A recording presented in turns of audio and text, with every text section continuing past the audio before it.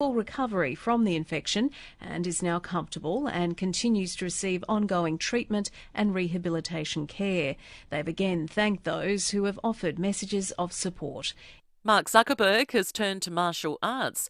The Facebook founder has taken part in his first jiu-jitsu tournament in California, the 38-year-old picking up a gold and a silver.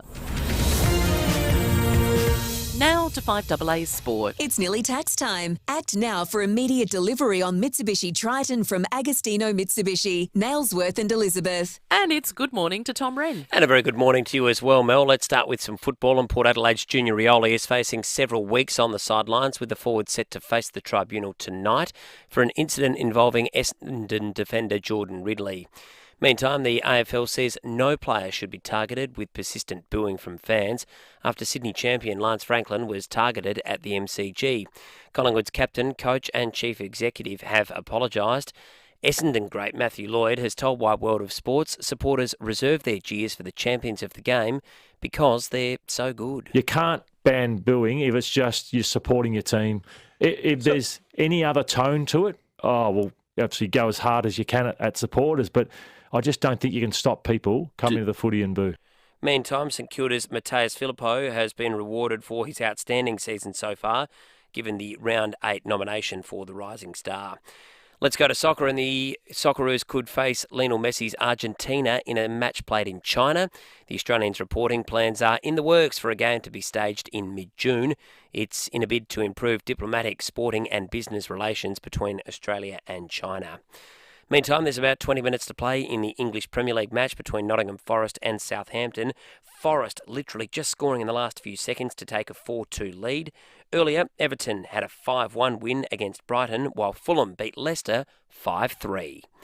And that's the 5AA Sport. Now the 5AA forecast. See any issue firsthand with AutoCam. Real-time video, direct to you from your Automasters technician. A shower or two for your Tuesday with a top of 18, partly cloudy tomorrow 18, then mostly sunny and 20 on Thursday and 20 again on Friday. Right now it's 8 degrees. More news as it happens on 5AA. Breakfast on 5AA. David Penberthy and Will Goodings. Book a test drive of the incredible Cherry Motor 5 today. Visit gocherry.com.au.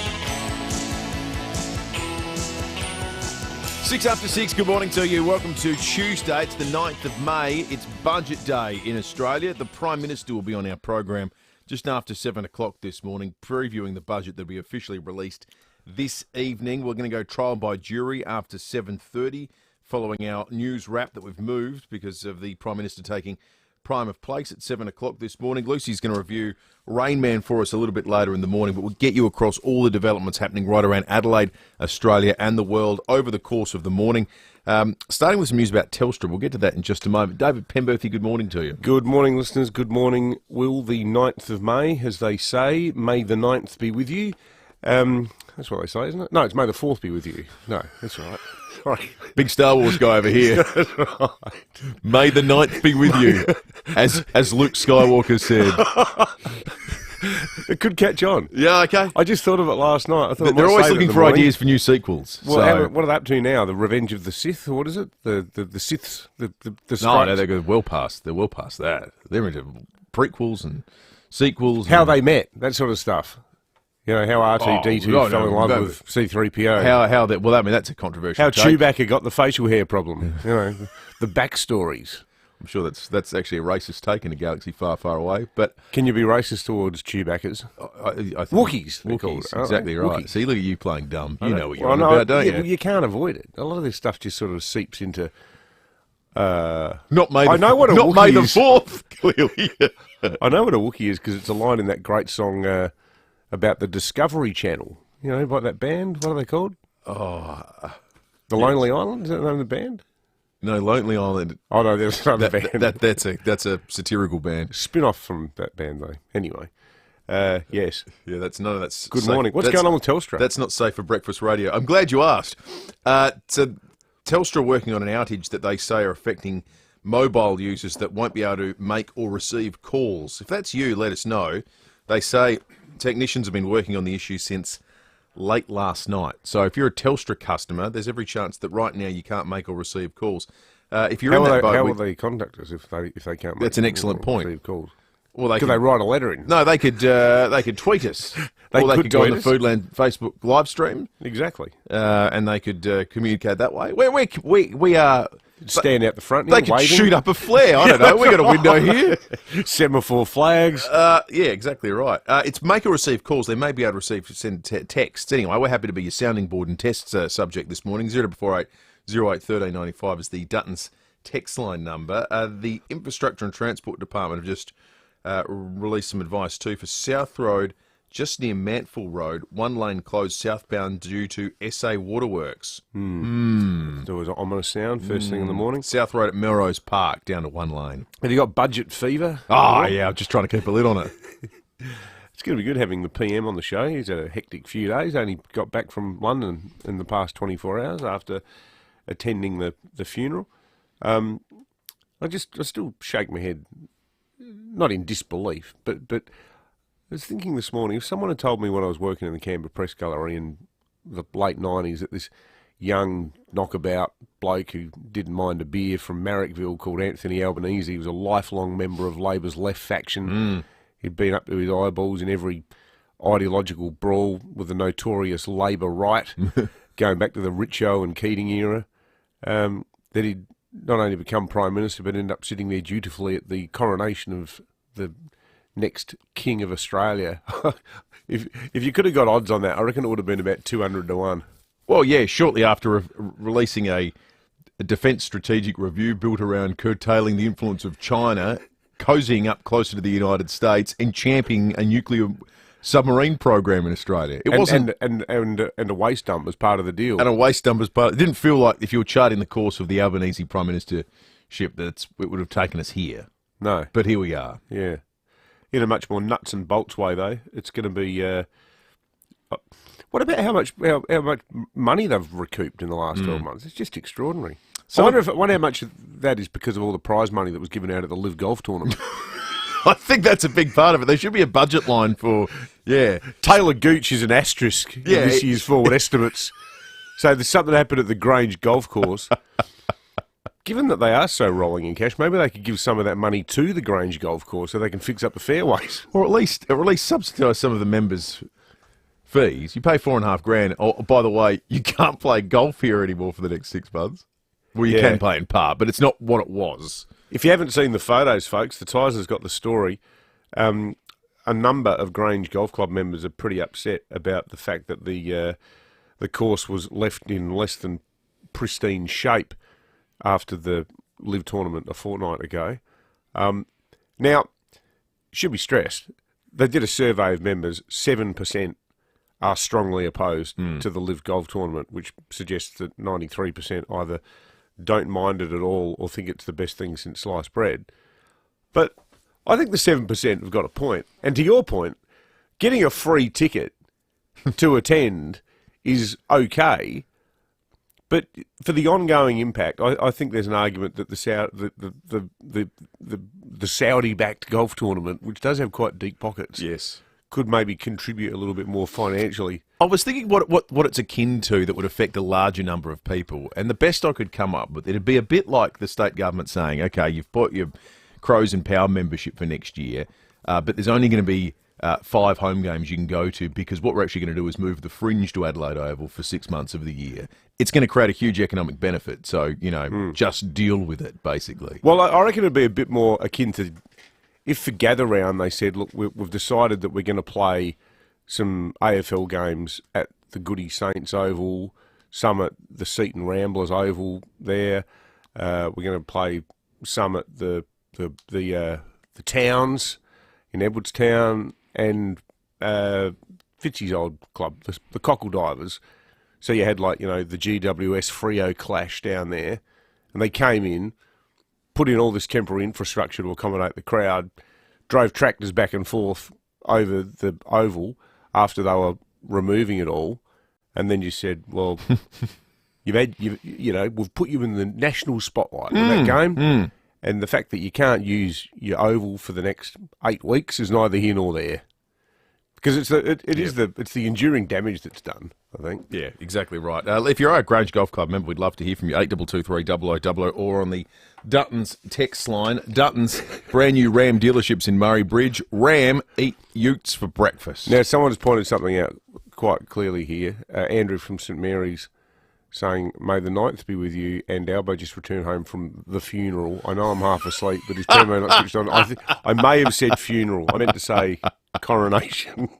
And look, our thoughts are with the royal family at what only can be described as a very difficult time. 9th, 4th, coronation, funeral, it all gets mixed up in the wash, doesn't it? Mark in Highbury says he can't send calls this morning, so obviously Mark's affected by that Telstra outage that they're working on to fix. Keep us across your situation, Mark. Let us know when it is that you, when your phone comes back on. We'll, if it turns out there's tens of thousands of people listening this morning that having those sorts of issues, we'll do some more work on it. Good morning, David. I hope there's some relief on energy prices for families in today's budget, says one.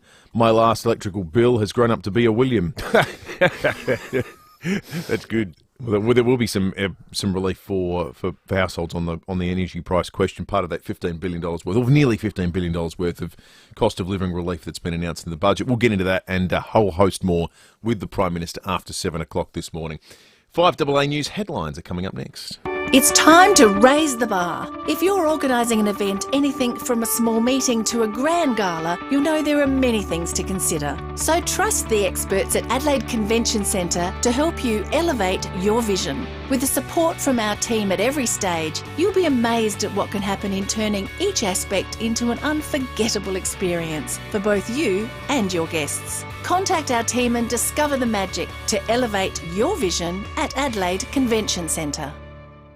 Whether you're a sparky, a chippy, a fiery or a bikey. Whether they call you curly, tubby or tiny.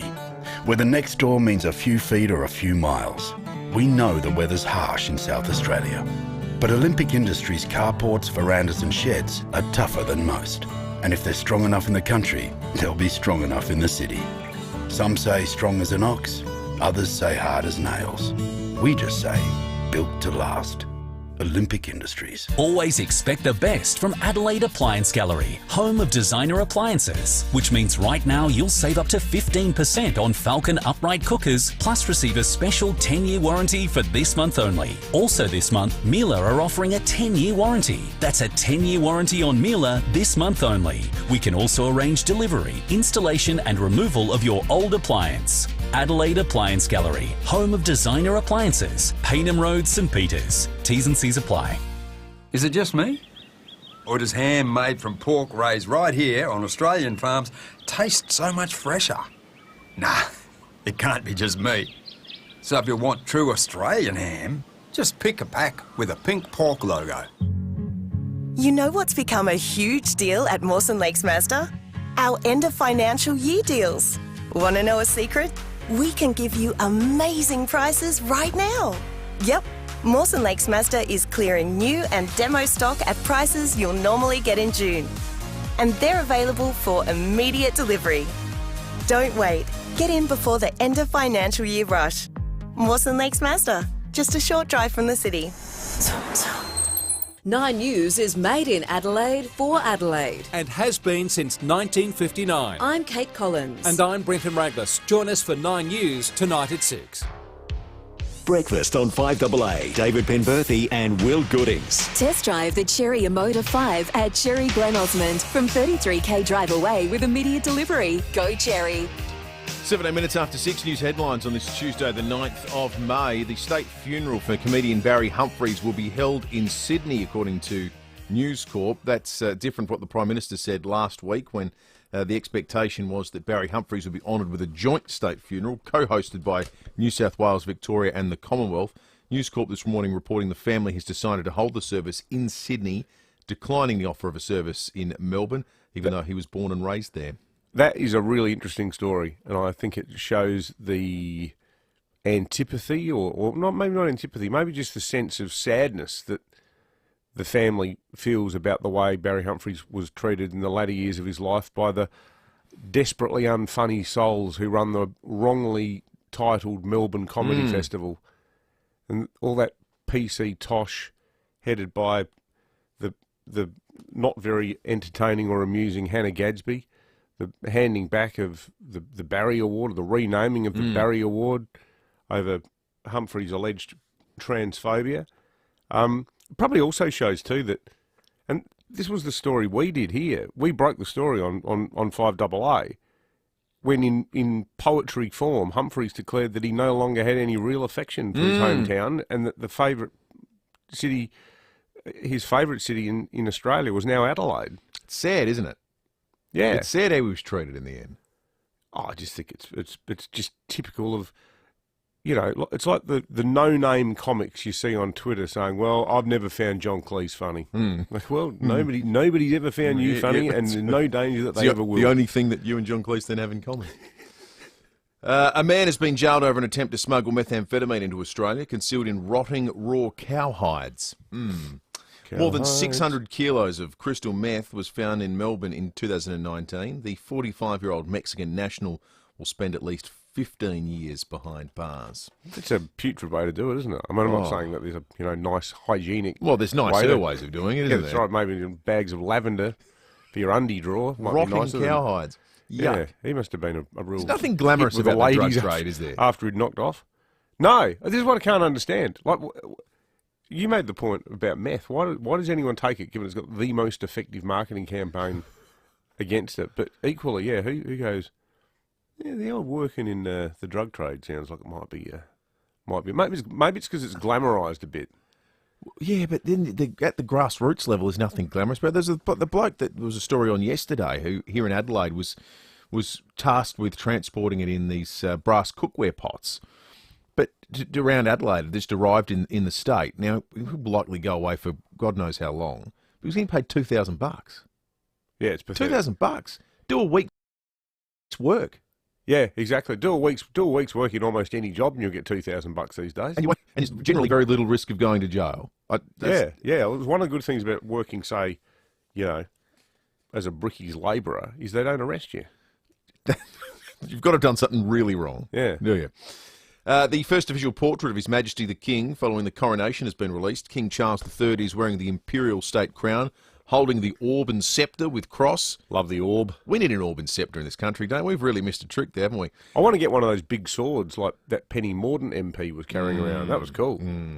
There's a portrait of Queen Camilla too, and the pair together, as well as a group photo of all the working royals. That's nice. Hopefully coming out in Franklin Mint form soon on one of those dinner plates you can put up, you know, next to your other objets d'art at home. Sorry, Luce, that was terrible pronunciation, wasn't it? Objets d'art, is that how you say it? She's not even looking at me. The federal government is being urged, you know you've done it badly when Luce won't even acknowledge it's happened. The federal government is being urged to crack down on junk food advertising. The Cancer Council says sugary drink companies are spending almost $130 million on ads, outstripping the spend from government on public health campaigns. The council's Claire Hughes says we should follow the lead of the UK, which has implemented strict advertising rules. Ensuring TV and radio and cinema are free from unhealthy food marketing from 6 to 9:30 p.m, and also preventing processed food companies from targeting children.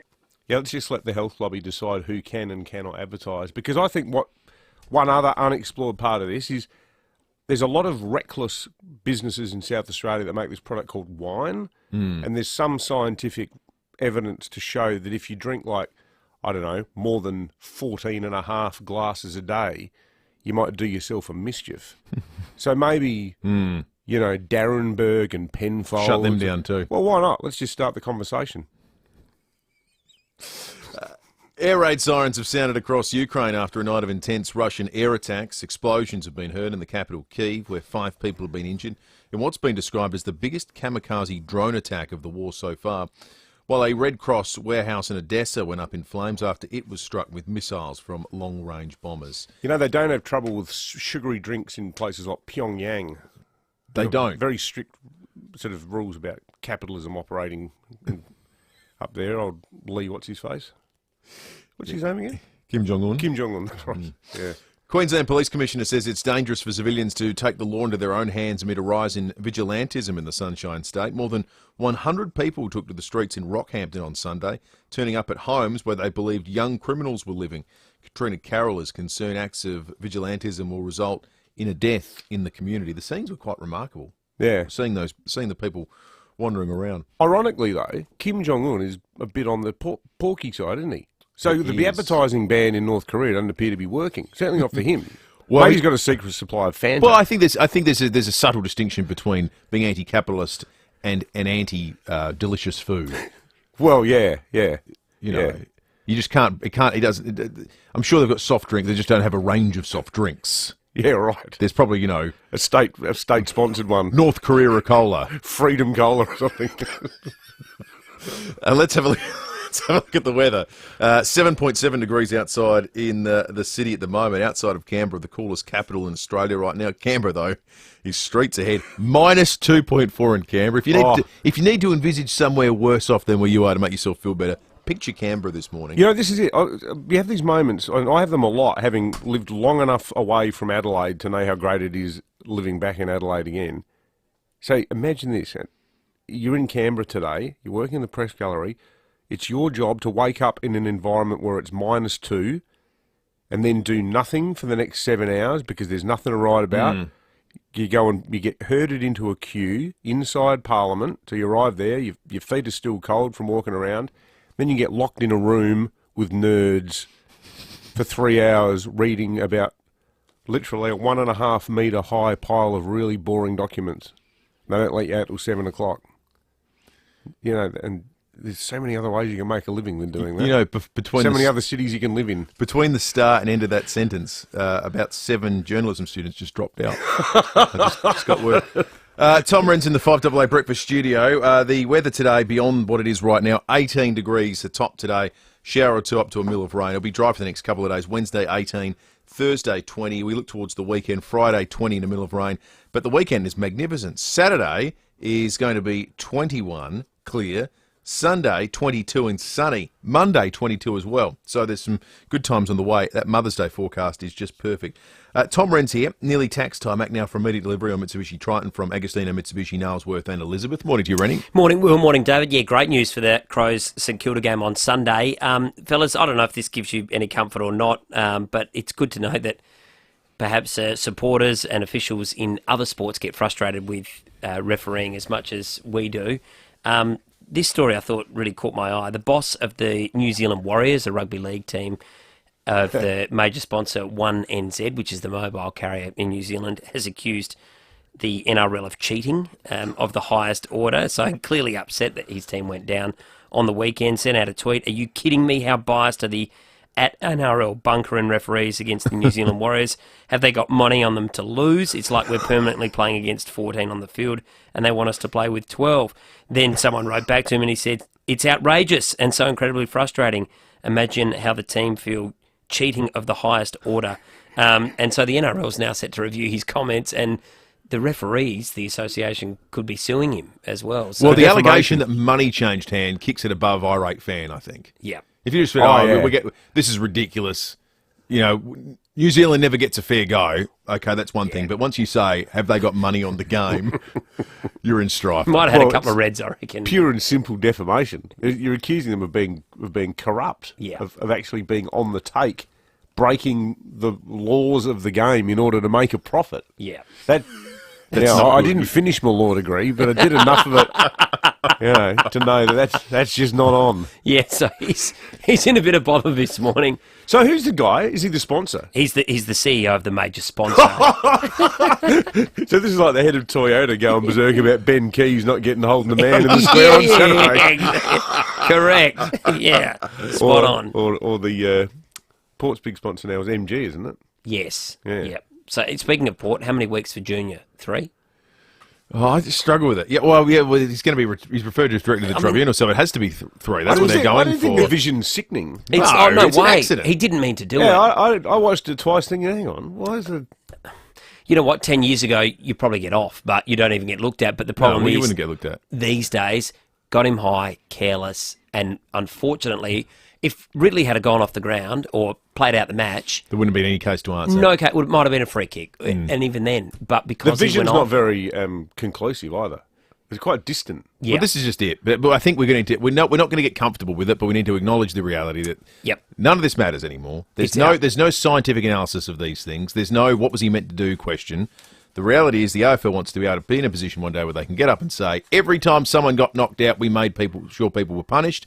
I don't know what more we could have done. And they don't really care about what it means for the game. Mm-hmm. They care about what it means in a court case. And that's where we're at right now. 3 games, though, I reckon, is just crazy. Yep. 3 games once upon a time meant you did something that was Yeah. completely beyond the Dave pale. Granger-esque. Yeah. So unfortunately, no Ratio Fantasia. They'll have to find someone to replace Junior Rioli. Good on you, Rennie. Thanks, Tom. boys.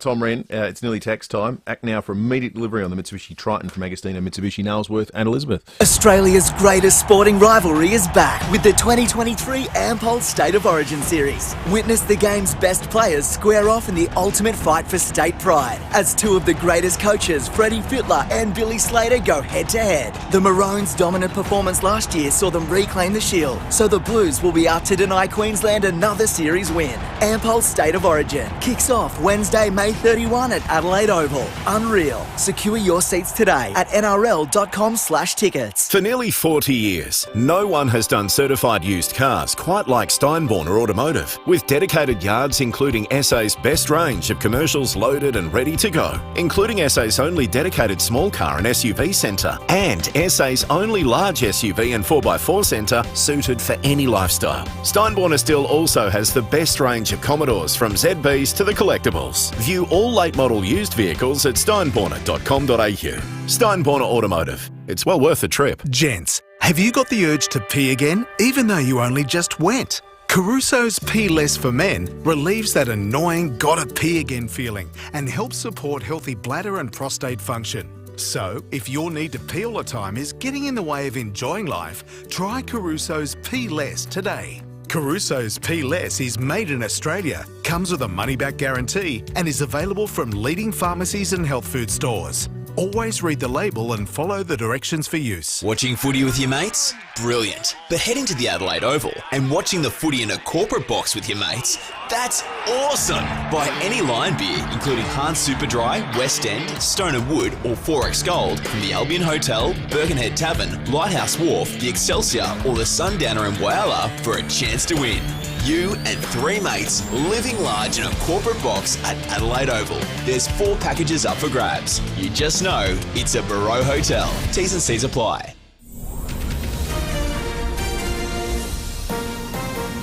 This is Adelaide's 5AA. A shower or 2 and 18 today with the 6:30 news. I'm Mel Usher. Physio Extra has Mother's Day sorted. 5 Pilates classes plus socks, all for $120. PhysioExtra.com. Australia will post its first budget surplus in 15 years tonight, but the good news will be short-lived. Michael Packey reports. Treasurer Jim Chalmers will reveal a $4 billion surplus for this financial year. The turnaround has been driven by a low unemployment rate, which has increased the income tax take. Strong export revenue from our resources and agricultural sector has also helped the nation's bottom line. But the budget will be back in deficit next year, mainly as a result of challenging economic conditions and baked-in spending measures. The government has announced a $15 billion cost of living package to help households doing it particularly tough. The federal government is being urged to crack down on junk food advertising. The Cancer Council says sugary drink companies are spending almost $130 million on ads, outstripping the spend from governments on public health campaigns. The Council's Claire Hughes says we should follow the UK's lead, where they've implemented strict advertising rules. Ensuring TV and radio and cinema are free from unhealthy food marketing from 6 to 9:30 p.m. And also preventing processed food companies from targeting children. Telstra have issued an outage alert with customers experiencing issues making and receiving calls. The telco is working to resolve the issue. Calls to 000 and mobile data are not affected in the outage. Liv Golf is picking up the bill for all repairs to the Grange Golf Course following last month's international event. Some members have claimed the damage to the grounds will take up to 6 months to fix, and they don't want the tournament to return in 2024. But President Nicole Ratnan-Reynolds says 36 holes at the facility will be back in play on May 15. There is some damage on the sides, not on the fairway, where spectators walk, but grass grows back. Car theft is on the rise in SA. It was up 24% in the first 4 months of 2023 compared with the same time in 2022, according to new data from the RAA. The most popular make of car stolen is Toyota. Sydney has reportedly been chosen as the location for a state funeral for Barry Humphries. More from Gail Watson. Last week, the Prime Minister claimed in a television interview in the UK that Barry Humphries would be honoured with a joint state funeral, co-hosted by New South Wales, Victoria and the Commonwealth. But at the time, the Victorian government said the arrangements were still being worked through. Now, News Corp is reporting the family has decided to hold the service in Sydney, declining an offer of a state memorial in Melbourne. He was born and raised in Melbourne's East, and one of his most famous characters was Dame Edna Everage, the larger-than-life housewife from Moonee Ponds. Barry Humphries died last month in Sydney, aged 89. In the US, a 6-year-old boy has lost his entire family after his mother, father and brother were killed in the Texas mall shooting over the weekend.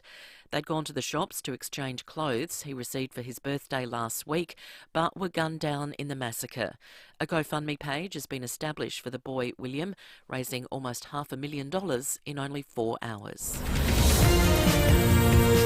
Now turning to 5AA Sport. It's nearly tax time. Act now for immediate delivery on Mitsubishi Triton from Agostino Mitsubishi, Nailsworth and Elizabeth. It's over to Tom Wren. Thank you, Mel. Port Adelaide forward Junior Rioli has been sent straight to the tribunal for an off-the-ball hit.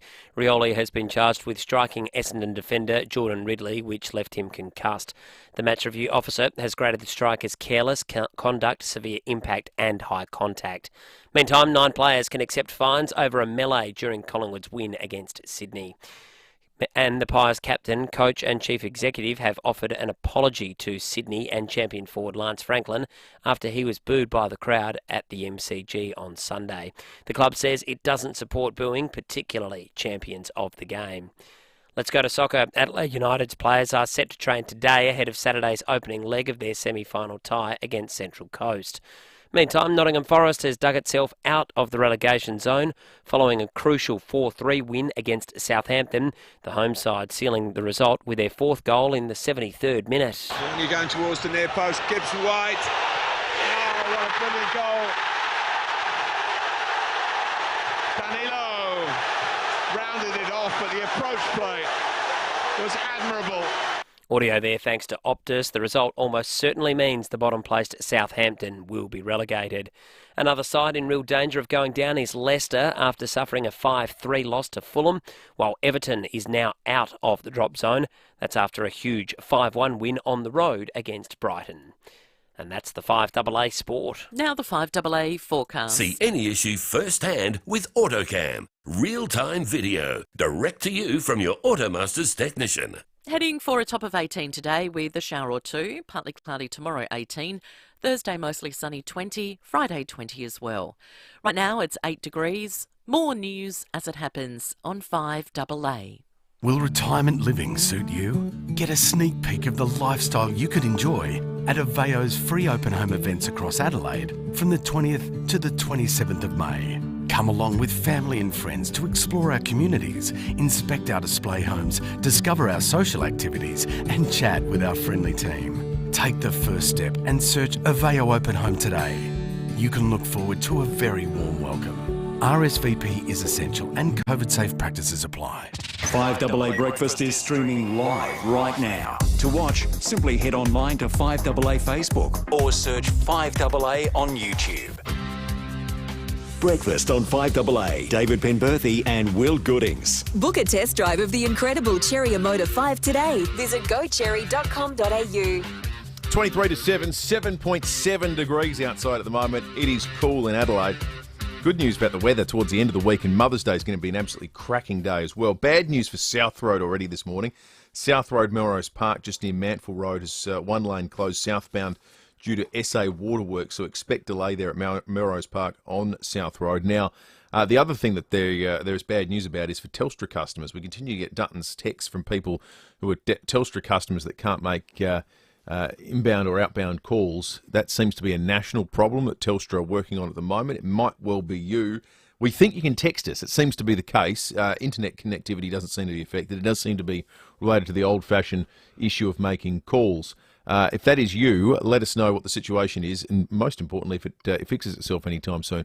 8223 is the number. You won't be able to call, but you will be able to text us or jump on the Foodland Supermarkets Facebook or YouTube live stream to leave us your thoughts. Mark from Highbury's texted in saying it's strange. I can ring from the house phone to my mobile, but I can't ring from my mobile to the house phone. That is quite bizarre. And a funny one from Rob about the damage at the Grange golf course. He says, lucky the Saudis did discover oil at Grange during the tournament. Imagine that. What are those things called that they got all over Texas? Those sort of the oil, what do they call those things? Yeah, if you're on the live stream, you can see us making a sort of nodding, like drinking bird arm gesture. But those huge steel structures that go up and down, pumping the oil out of the earth. Hey, how's this? Imagine getting a letter like this from your neighbour. So Perth Now, which is the website over in the West, has this item under the headline, Perth Vegan writes letter to neighbour complaining of sickening smell of cooked meat. A bizarre neighbourhood dispute has erupted in Perth's northern suburbs, and it's all over the smell of food. On behalf of their vegan family members, a Burns Beach resident has written to a neighbour asking they close their window when cooking their, quote, sickening meat. The upset writer presented the letter under the all-caps headline, Please Take Seriously. The letter says, Hello, neighbour. Could you please shut your side window when cooking? My family are vegan. We eat only plant-based foods, and the smell of the meat you cook makes us feel sick and upset. We would appreciate your understanding. Thanks, Sarah, Wayne and the kids. Well, Sarah, Wayne and the kids haven't exactly got the response they wanted because the neighbour has put this letter up on Facebook and it's turned into a competition as to what they could cook to really shift things up a gear. One writer says, man, I'll be firing up the barbecue and inviting the entire street. Another one here. Have you got a smoker? You should do a 12-hour brisket with a sausage sizzle for lunch thrown in. Oh, brisket. Imagine getting a letter like that from your neighbour. Have you ever got a terse letter from a neighbour? We got a letter not from a neighbour once, but from a concerned walker. I think they signed off as someone concerned walker. What were they concerned about? They were concerned about what were they? I mean, obviously, it really mattered to me, and I made sure I stored it in my memory banks because.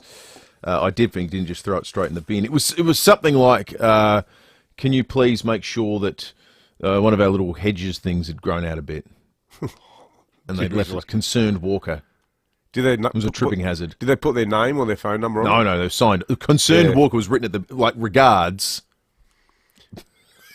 When I moved to Sydney, all it meant was everyone who walked past our house, I gave the side eye to. Like, you look like the kind of concerned walker that might leave a note. Maybe it's you. Yeah. When I moved to Sydney in 1999, I was renting this dog's box of a house in Leichhardt in the inner west, and my dad had a job at the time. He was on the board of the College of Pathologists, and he was back and forth to Sydney, which was great. 6 times a year, go to a board meeting there, and we'd always catch up. And he came round one night, and we sat out in the backyard listening to some jazz records, sharing a bottle of red, and talking the way you and I are talking now. And the next day, there was a letter in the letterbox, and it said, Dear neighbour, thanks for the party last night, it's only a pity we weren't invited.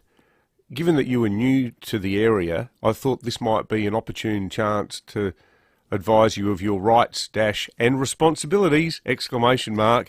Oh, God. Living in a built-up area like Leichhardt. How many people were at this party? Me and my dad. And I just read it and I showed it to my wife and I said, look at this miserable half it's written. So anyways, I walked around to the house, knocked on the door that night and said, hey mate, I'm Dave, I'm the guy who moved in and I just wanted to say I'm sorry about last night. And he looked at me and goes, and he looked really unnerved that I'd actually gone there face to face. And he said, oh, I didn't want to make a big fuss about it. And I just looked at the letter and I went, really? And I said, we were just sitting there chatting. Like, he said, oh, it was more the music. It was just, sort of after 10:30, we like to go to bed early.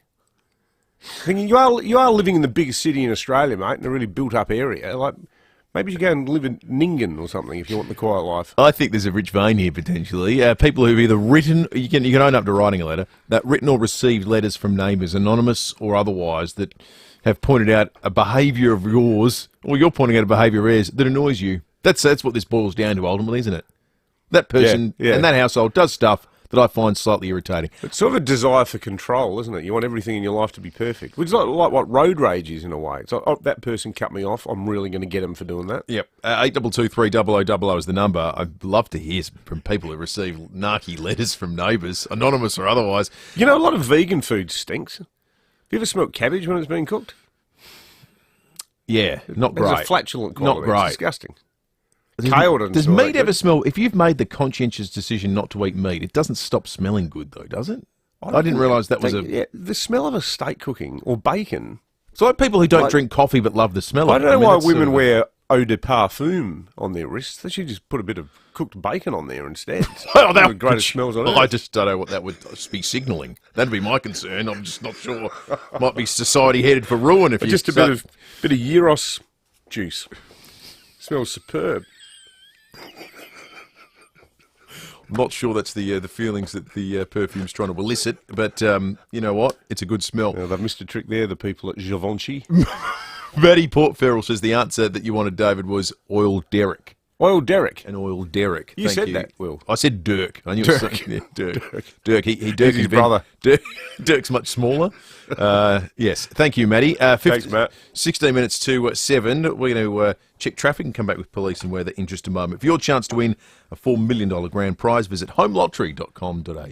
Thanks, Will, and good morning. Golden Grove, residual delays from earlier car fire. That's the Grove Way near Golden Grove Road. Melrose Park, burst water main there, South Road near Dunallen Road. That's outbound. Roadworks sign things up out of Richhaven, North East Road near Tolley Road. And look out for works at Monopara, Talaga Lane closed there, Main North Road near Mile Avenue, speeds at 40. Cameras, Addison Road, Pennington and Tapley Hill Road at Glenelg North.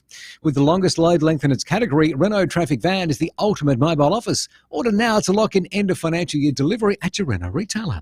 Adelaide's most accurate traffic on 5AA. 5AA's Tech Talk with your host, Adelaide Tech Guy Richard Pascoe. Thanks to Harvey Norman Computers. Wearable tech is a fantastic way to enhance your health and fitness routine and hold yourself accountable. The Fitbit Versa 3 is one of the most reliable smartwatches in the game. It's packed with health and fitness features like 24/7 heart rate tracking, sleep management tools and built-in GPS. Plus, you can receive smartphone notifications and control Spotify when your phone is nearby, and it's water resistant up to 50 metres. It's super easy to use, making the perfect Mother's Day gift for health-conscious or tech-savvy mums. And just in time for Mother's Day, Harvey Norman have a great offer on the Fitbit Versa 3. Save $100 off the recommended retail price and get it for an incredible $198 in black, midnight or pink. This fantastic offer ends May the 17th. Check out this great offer at a Harvey Norman store near you.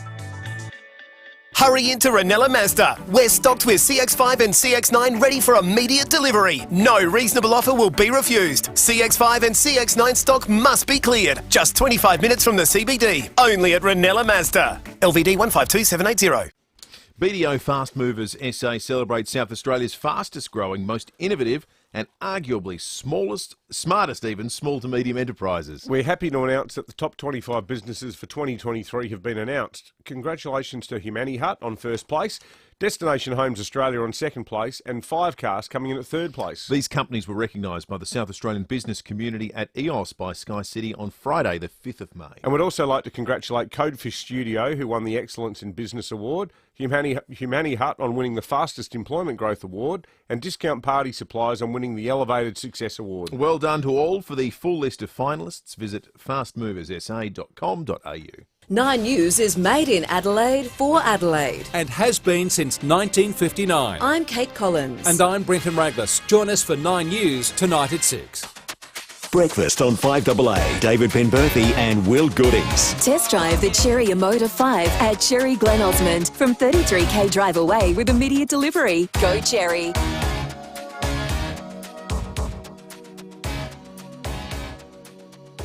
12 minutes to 7. This feels like a sort of Tuesday morning where just nothing's working. Telstra's not happening. We've got the South Road down to one lane at Melrose Park because of SA Waterworks. And now the Belair line is out of action for trains. There is a fault on the Belair line which is causing boom gates and flashing red signals to be activated at all railway crossings across the line.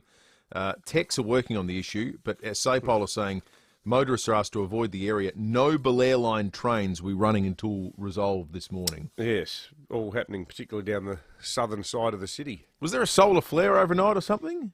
Yeah. Something, everything's just, stuff's not working this morning. Some earthquake tremor or something? Yeah, something's stuffing around with everything. We're going to talk to SAPOL shortly about that to get you the latest. Now, this next story is an excellent one, I think. Oh no, we're doing that a bit later on, aren't we? Yeah. Okay. You do your job. Next, not in the literal sense.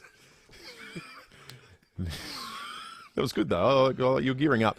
Let's head to the Weather Bureau. John Fish is the senior forecaster on duty there. John, good morning to you. Morning, guys. Feels cold again this morning, but it sounds like there's some good news on the way. Yeah, that's it.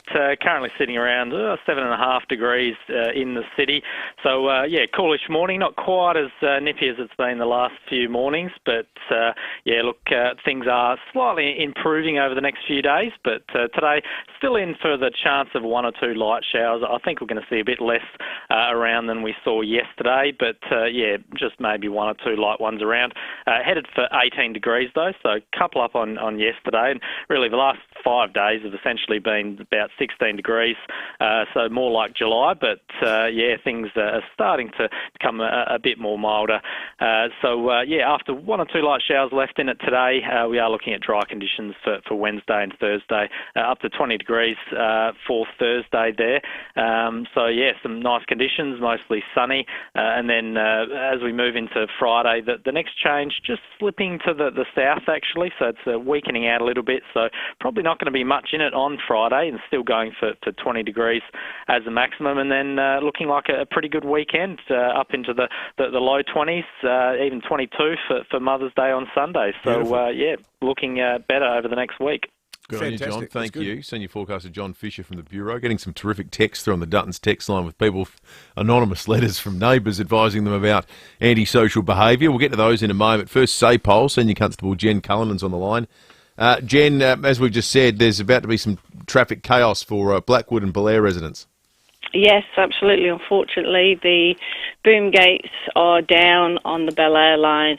Techs, we're told, are trying to resolve the issue, but it's going to cause absolute chaos for motorists trying to get anywhere out of Blackwood or Belair down into the city this morning, and also from those suburbs, Colonel Light Gardens, trying to cross over at Angus Road at Mitcham and Grange Road. It's just going to be chaos, so we're asking anybody to plan the route now and work out how they're going to get across the rail lines, and obviously please don't try and go across the boom gates if they're down. You just never know if the fault is fixed or not, and there's a freight train coming, so please don't try and go around the boom gates. Yeah, absolutely. Jen, also there's been a robbery at a Darlington service station this morning. Yeah, that was at 3:40 this morning. A man entered the service station on Main South Road and threatened the attendant. He stole cigarettes before leaving on foot. Now, thankfully, nobody was injured. Police searched the area with the assistance of dog operations, and they were unable to locate the suspect. But he's described as wearing a blue jacket, a black beanie, black coloured cargo pants. And I ask anybody who saw the man to call Crime Stoppers on 1800 333 000. And just lastly, Jen, there was a shed fire at Virginia. There was, and that was at 1:30 this morning. Police and fire crews were called to Old Port Wakefield Road after reports of a shed fire. And on arrival, they found two large farm sheds fully ablaze. Now, luckily, the fire didn't spread and there was no property contained within those buildings. So we don't know the cause of the fire yet, but fire cause investigators will be attending this morning. And again, anybody who saw anything asked to call Crime Stoppers 1800 333 000. Thank you, Jen. Senior Constable Jen Cullinan from SAPOL. Lots of great notes coming through on the Duttons text line. Brand new Ram dealerships in Murray Bridge. Ram eat utes for breakfast. Some of these neighbourhoods sound exactly like the sort of place you'd want to live. This one from Guy says, we don't have that problem in our street. If a party breaks out here, generally the neighbours come over and join in. When we were building, we had no fence, and our neighbours just walked through the back. One of our neighbours walked through the backyard from his house with a bottle of wine to join our barbie. One here, From Anna, I found a note stuck under my car wipers asking me not to park in front of their house as her husband could not reverse the trailer. I was legally parked on the street and not blocking their driveway, nor the trailer. Love the show. Good on you, Anna. Thank you. What about this one? Will from Goodwood says, a few years ago we got a letter from a neighbour asking us to stop making love loudly in the backyard. Oh, goodness. As a parent with kids, it certainly wasn't us. But we looked at the security cameras and we found that our neighbours on the other side of the fence had used our kids' trampoline in our backyard. Oh, no! So we wrote a letter and attached a picture to that neighbour. It stopped. What about that? That's presumably not they used the trampoline to jump on. You mean for its intended purpose? Yes, that's right. Scott from Modbury says, morning boys, Re the vegan sending the letter to the neighbour. It's not that they hate the smell, they're just sick of re-evaluating their life choices every night. With mum sick of fielding the question, hey mum, why does their tea smell so good? I think that would be a common problem in a vegan household. Absolutely. Now, this is the story that had you all excited, David. There is a trial that was conducted here in South Australia about how to repurpose used coffee at places like OTR and others where there's a huge volume of it. Some bright spark had the idea that that stuff didn't need to be thrown out. It could be put to better use, and it's the kind of use that I know will excite you, which is why you wanted to talk about it before, because it's for gardening purposes as fertiliser. Angus Irwin's the Managing Director of Nutrog and joins us on 5AA Breakfast. Angus, good morning to you. Where did this concept come from? Oh, hell, it's been, dare I say, been brewing for a long time. I had to come up with something to get on top of a trampoline story.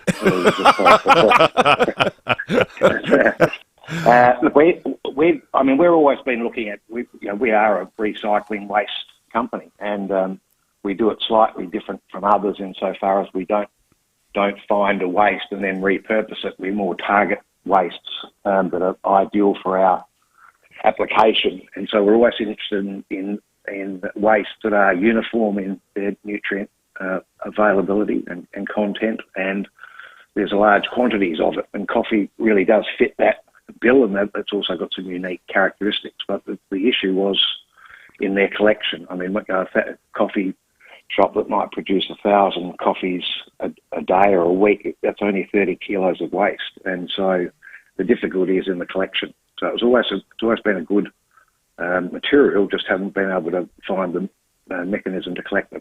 Well, I suppose you see those big sort of plastic tubes, almost like PVC pipe, that baristas around Adelaide use. But like casting my mind back, Angus, I can remember as a kid growing up, you had to go to like Cappy's in Gawler Place if you wanted to get a proper coffee. Like there was no coffee culture at all in the 70s. Yes, that's right. And now there's the coffee grounds being tapped into those pipes on every street in not just suburban Adelaide, but in regional and rural SA. Everywhere has coffee.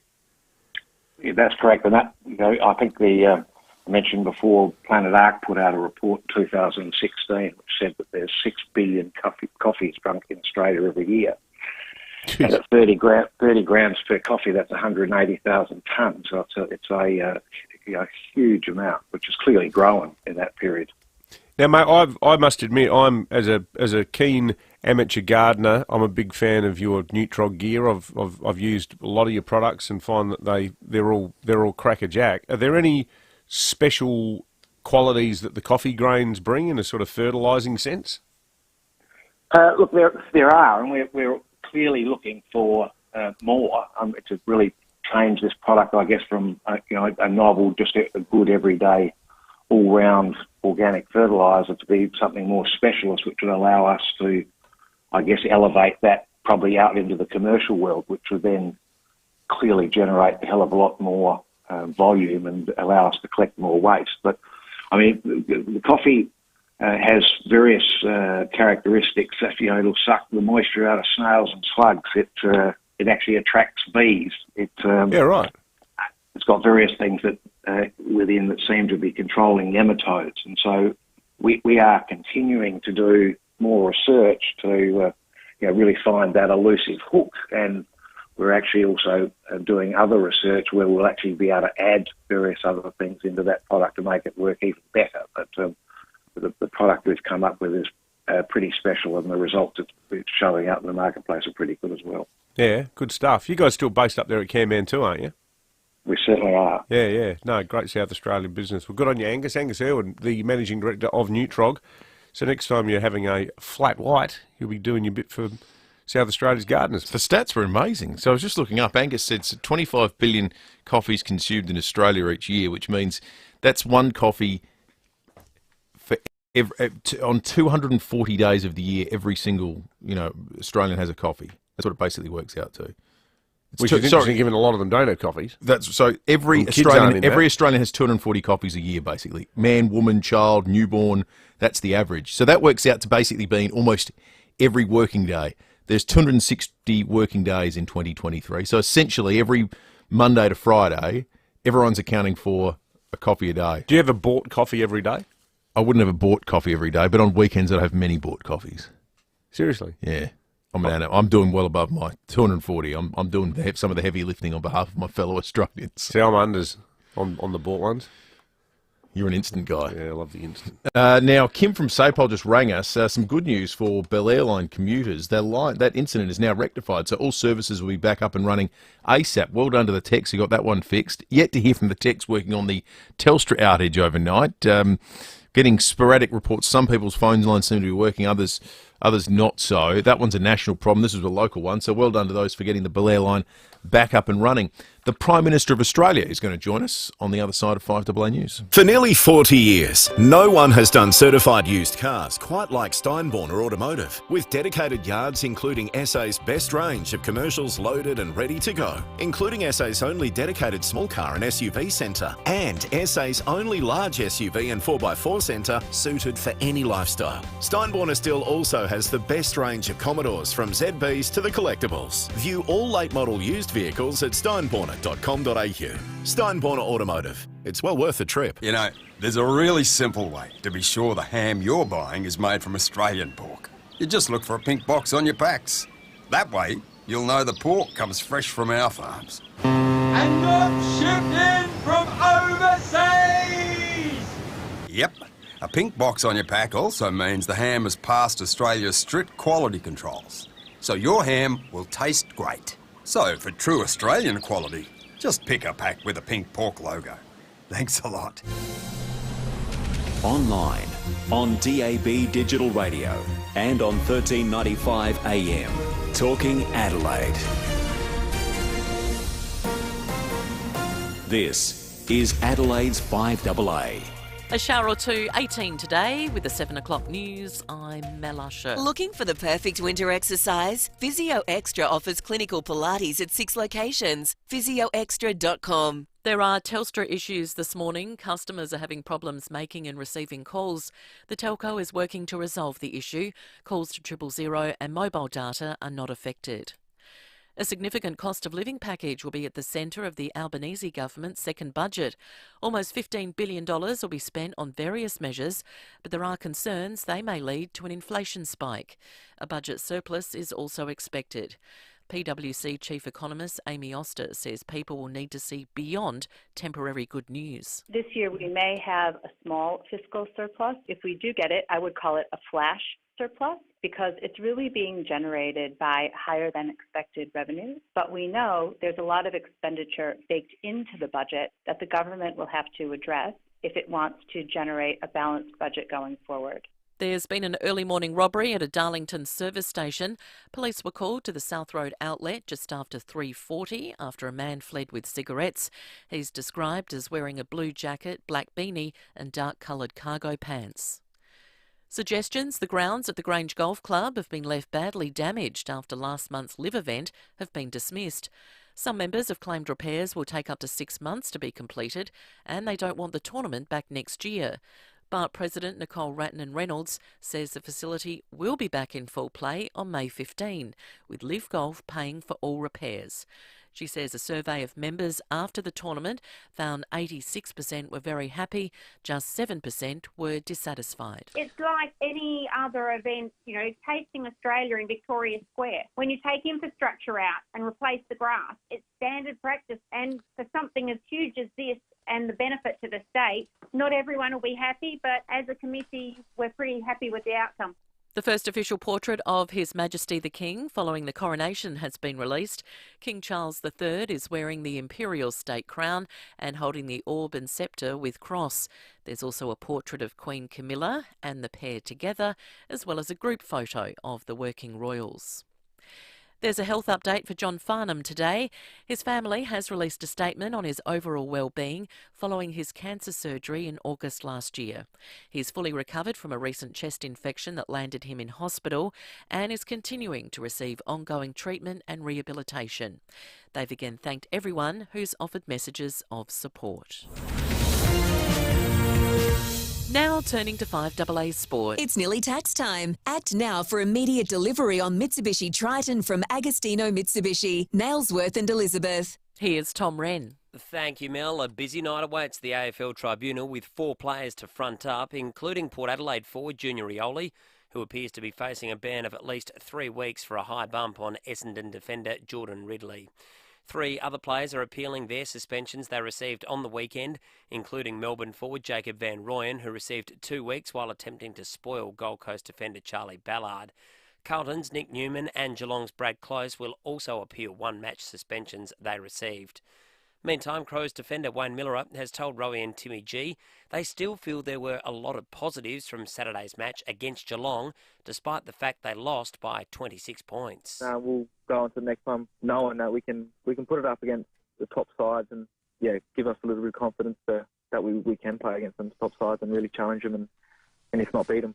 And St Kilda's Mateus Filippo has been awarded the Round 8 Rising Star nomination. Let's get to soccer and plenty of EPL action, and there were goals galore with Everton jumping out of the relegation zone. That's after a 5-1 win against Brighton. Nottingham Forest also out of the drop zone with a 4-3 win against Southampton, while Leicester could be heading down to the Championship next season after a 5-3 loss against Fulham. And in the NBA playoffs, the Philadelphia 76ers have levelled their best-of-7 series against Boston at 2 games apiece. That's after a thrilling 116 to 115 point win in overtime, while the Phoenix Suns have also levelled their best-of-7 series at 2 games apiece. That's against the Denver Nuggets after a 129 to 124 point win.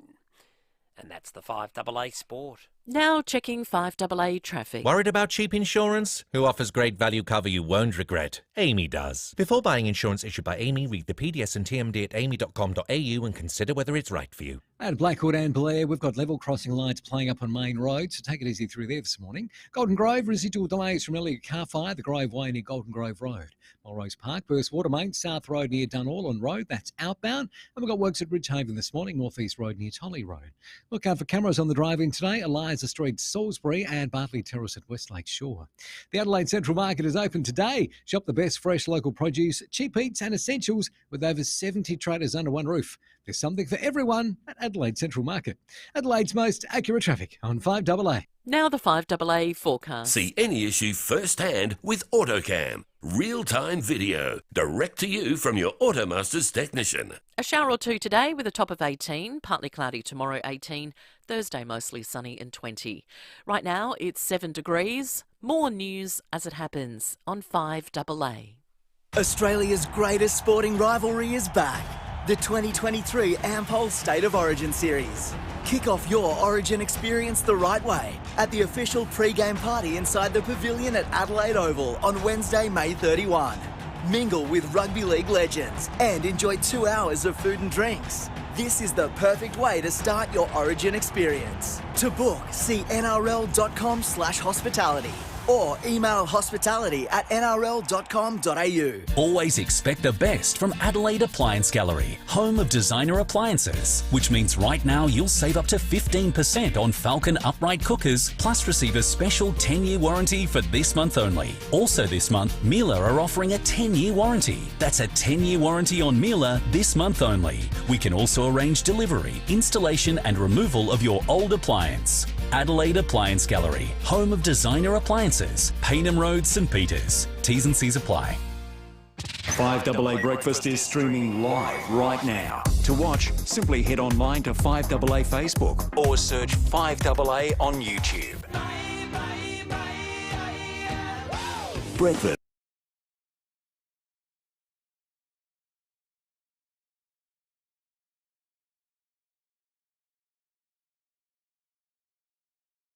For the first time on this Tuesday, the 9th of May, it's Federal Budget Day, and the Prime Minister is going to join us in about 2 minutes' time. Already getting some great questions for the PM through on the Dutton's text line. If you've got any thoughts, you can call us 218 0000. That may be problematic for those of you with a Telstra phone.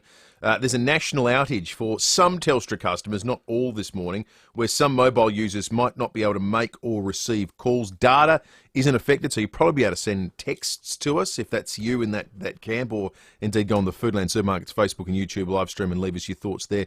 Technicians have been working on that story since overnight. There is traffic management in place on South Road at Melrose Park near Mantle Street, where there are water main repairs. That sounds like burst water main without saying burst water main. That's currently taking place. There's one eastbound lane that's open. Excuse me.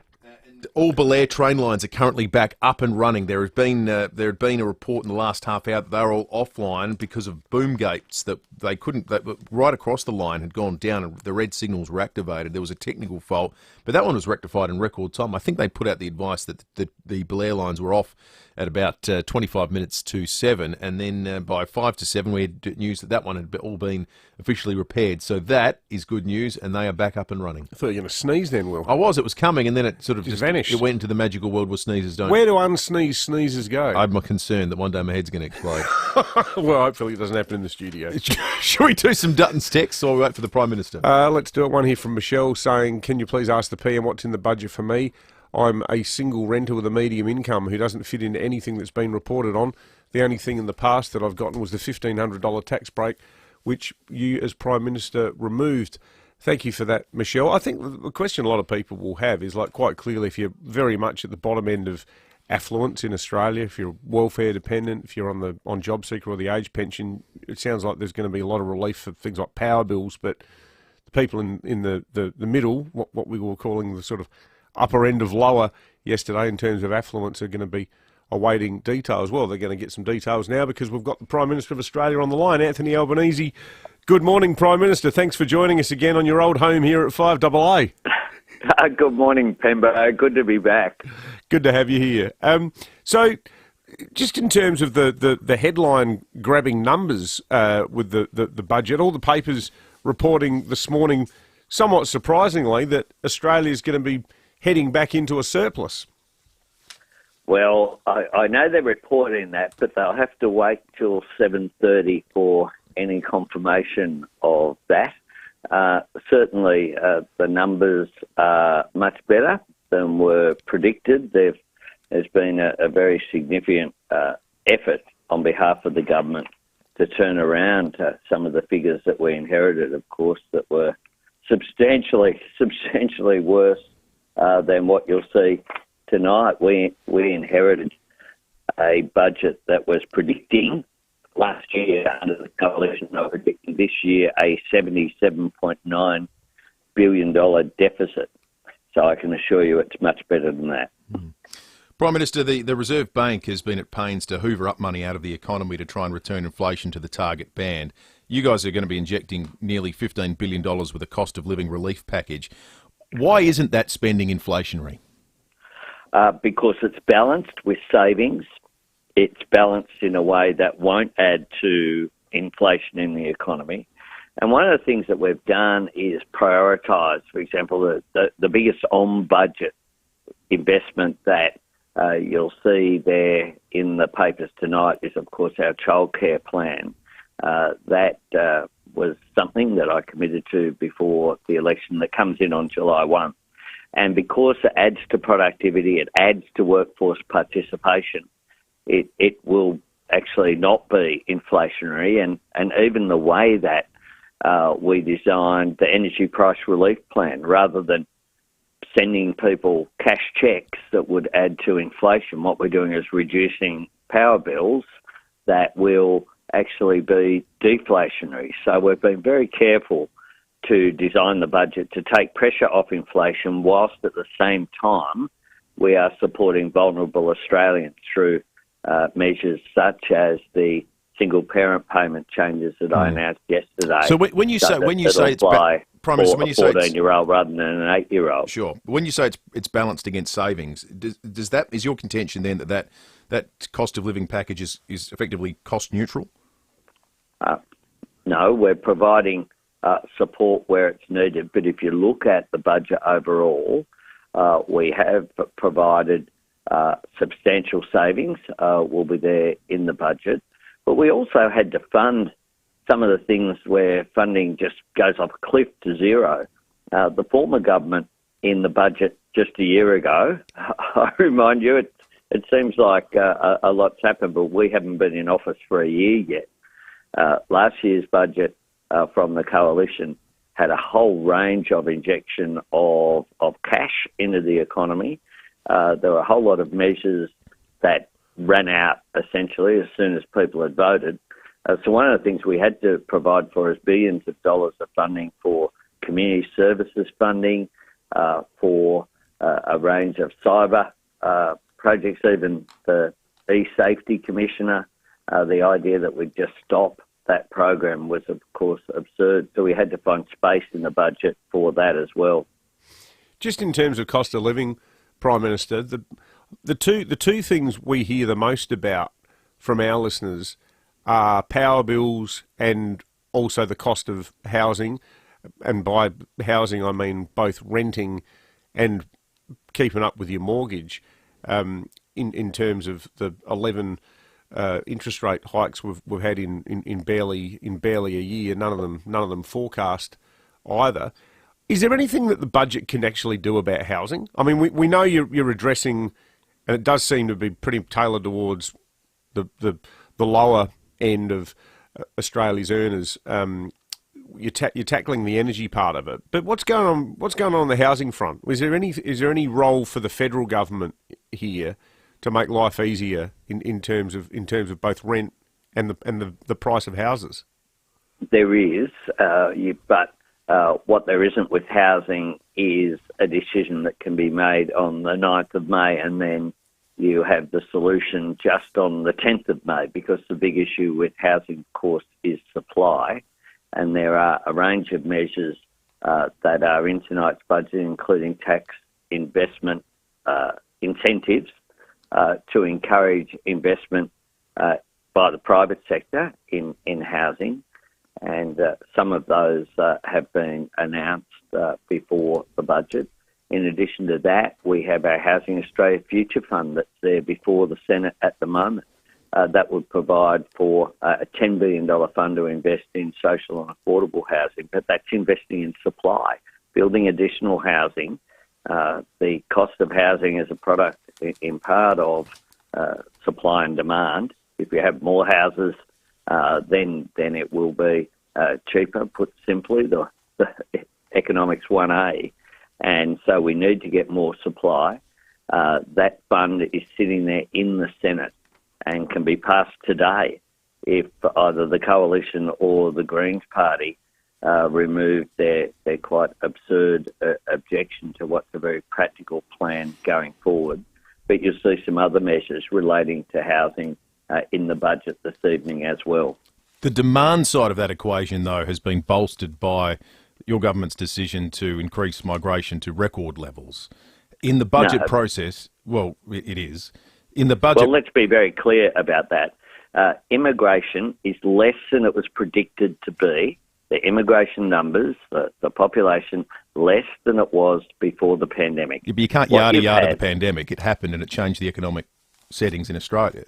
You have, but what it did was when you shut the borders, instead of, for example, students, instead of 100,000 people coming in to bolster our economy, to provide income, to boost economic growth, and to provide for jobs as a result of that. Our education is one of our largest exports. Instead of 100,000 coming in and then 100,000 who've completed their degrees or courses leaving, what you've had is people come in without people leaving because people haven't been here going through those courses. Now, it's a good thing that people come to Australia to undertake courses. They contribute to our economy, and that's why you're seeing this somewhat misleading figure, really, because you haven't had those departures, you've just had arrivals, and that was always going to happen. But the when reality borders is opened up. they've arrived at a time when rental occupancy is about 99% at the moment. There's never been fewer places for people who rent to go and live in. We're seeing, and the texts we get on this every single day would suggest there's an absolute crisis there, but it doesn't sound like there's in any way you're wanting to address the demand component of this. No, we certainly are, but what we're not going to do is to pretend that the numbers which are there reflect anything other than a temporary shift in the numbers because of the closed borders that occurred previously, but recognise the fact that the numbers in terms of population are lower than they were anticipated to be. And the other thing we did was last week, Claire O'Neill at the National Press Club outlined a shift in our immigration policy, which she indicated very clearly will result in by getting the right migrants that we need for our economy, by having a better system rather than this reliance upon temporary migration, what will end up with lower numbers if that is implemented rather than higher numbers. So we are giving consideration to that, but we are also just at the moment, it is a fact that when you open up your borders after they've been closed in a country like Australia, you will see a spike temporarily in those numbers. Just finally, Prime Minister, we've had divergent views on our show from our listeners about the coronation on Saturday night, ranging all the way from elegant celebration of history and tradition to laughable and expensive anachronism. You were there. Did you enjoy it? And as a Republican, where are we at timing-wise with that? Did we have our chance and blow it in 99, or do you think we'll revisit the question one day? Well, I did enjoy it. It was a moment in history, and it was an incredible privilege to represent Australia. That doesn't mean that I don't support an Australian as Australia's head of state. That would, of course, mean we could remain in the Commonwealth. There's 57 countries in the Commonwealth. There are only 15 in the realm. And the realm means essentially that King Charles is our head of state. He's literally the King of Australia. And I think that an Australian should fill that role. But that doesn't mean that as Australian Prime Minister I can't have respect for the institutions and show that, which is my responsibility. Now, at some stage, I'm certain that people will have a reconsideration, but that will be up to the Australian people. I think that's got to be driven from the bottom up rather than from the top. So you weren't sitting there sort of getting an itchy trigger finger watching all of this unfold going, we've really got to move on this. No, my priority, certainly that the singing, I've got to say, was remarkable in the Abbey. There's something about the acoustics in a cathedral or an Abbey, and as you know, I think, guys, I went to school at St Mary's Cathedral, so I was an altar boy at St Mary's Cathedral in Sydney, so it brought back the memories of wonderful singing by the choirs that occurred. But I think it reminded me when people talk about the Republic that that vote was, of course, last century. It's the last one that we held, and we haven't had one for more than 2 decades. And there were some people who said, "Oh, don't worry, I'll vote for the next one. I don't like this model," and it hasn't come around soon. And in the last quarter of this year, people will have a chance to vote to recognise Aboriginal Australians in our Constitution. I say to people, don't miss it. You don't know when it'll come around again, and it will be an opportunity to finally recognise the fullness of our history and to advance reconciliation. And I hope that this time, unlike the last time there was a referendum, there is a majority for yes. Prime Minister Anthony Albanese, good on you for joining us this morning. We'll talk again soon. Thank you. Thanks very much, guys.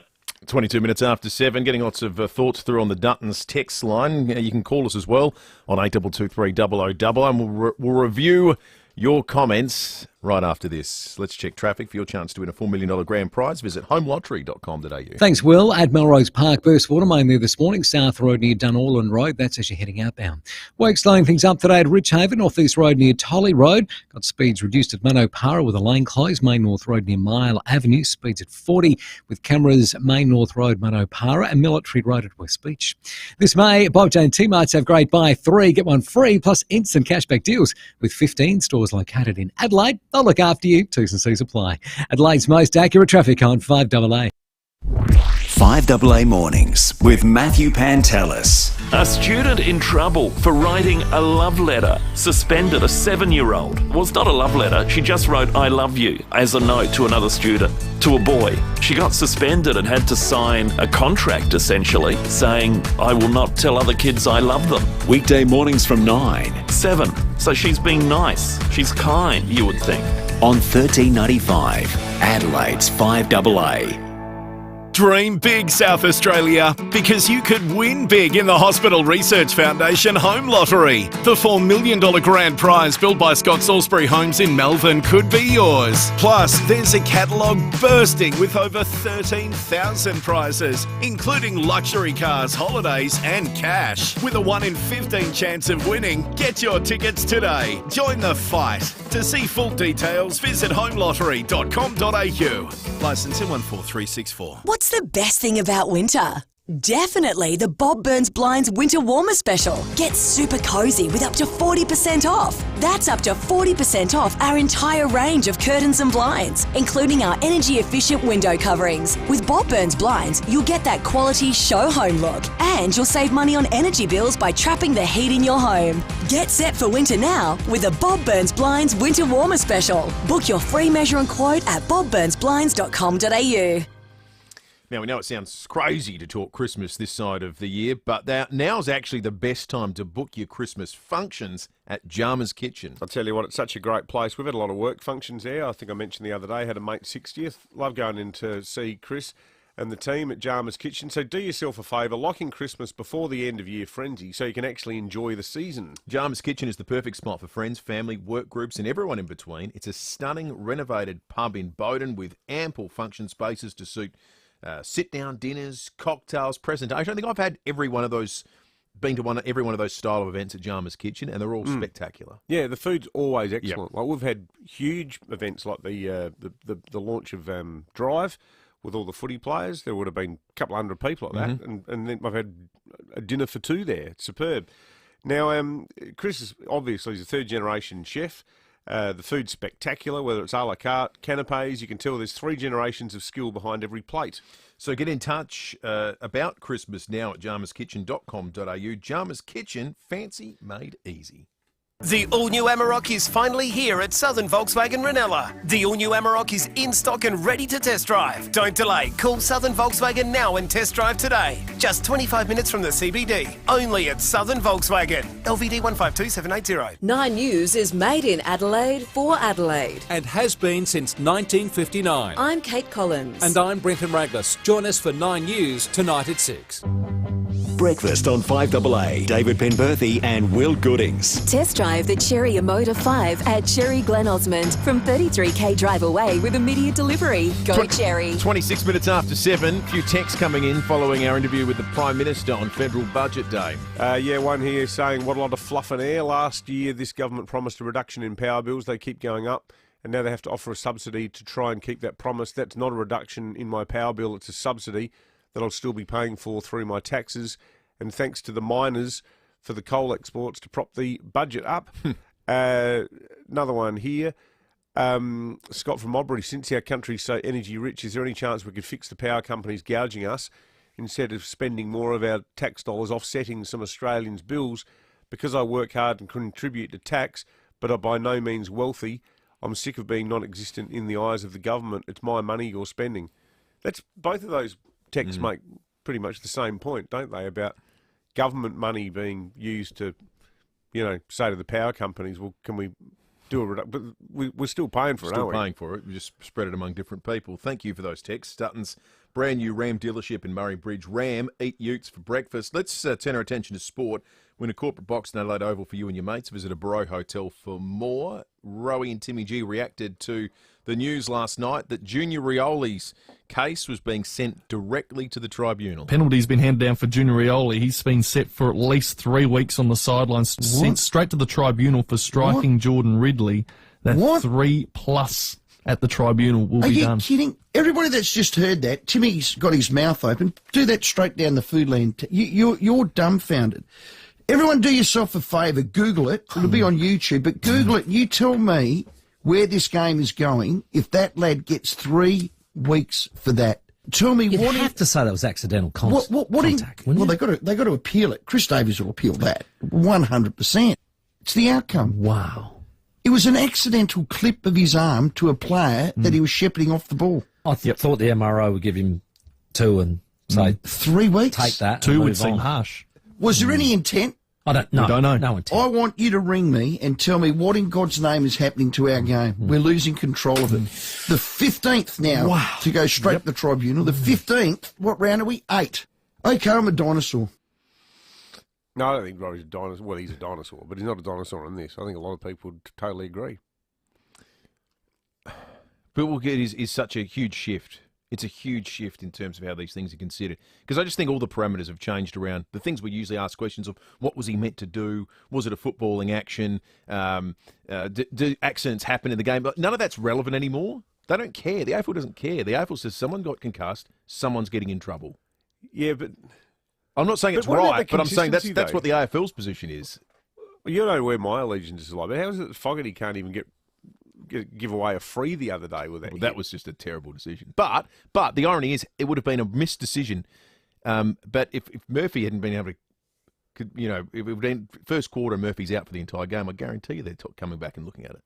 Yeah, it does seem very arbitrary. It is. It is entirely based around the result.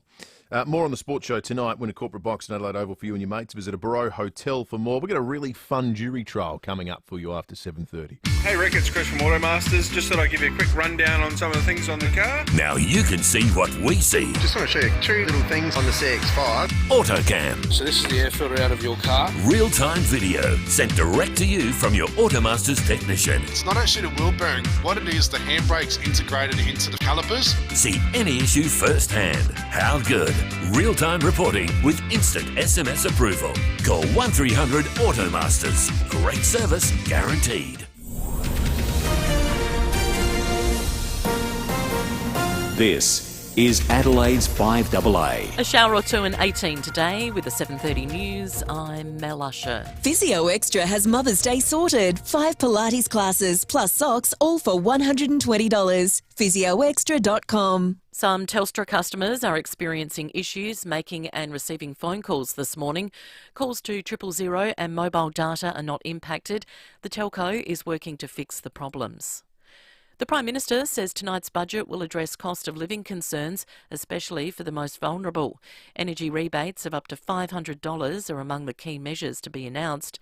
The government will use a $4 billion surplus to help pay for some of its policies. Anthony Albanese has told David and Will Labor has taken hard decisions to turn the nation's finances around. We inherited a budget that was predicting a $77.9 billion deficit, so I can assure you it's much better than that. There's been an early morning robbery at a Darlington service station. Senior Constable Jen Cullinan. That was at 3:40 this morning. A man entered the service station on Main South Road and threatened the attendant. He stole cigarettes before leaving on foot. He's described as wearing a blue jacket, black beanie and dark-coloured cargo pants. And there's been a car fire at Parkholme. A Hyundai sedan was reported burning on Nichols Avenue shortly before 5:30. It's being treated as arson. A report has found IT and security executives are more likely to pay hackers ransom money to recover stolen data. Chandra Llewellyn has more. Figures from Rubrik Zero Labs, dubbed The Hard Truths, found almost 72% of respondents have paid to retrieve their data or to stop a ransomware attack. 64% admitted they would likely pay a ransom. The figures obtained by The Telegraph are above the global average. Organisations have seen an average of 46 36 attempted hacks in the past year. The federal government is looking into a total ban of ransom payments. Following his coronation, King Charles is now turning his focus to visiting the Commonwealth. UK correspondent Malcolm Stewart has more. King Charles is keen to visit the key countries in which he is monarch, and it now seems highly likely that we will see him and Camilla in Australia, probably in October.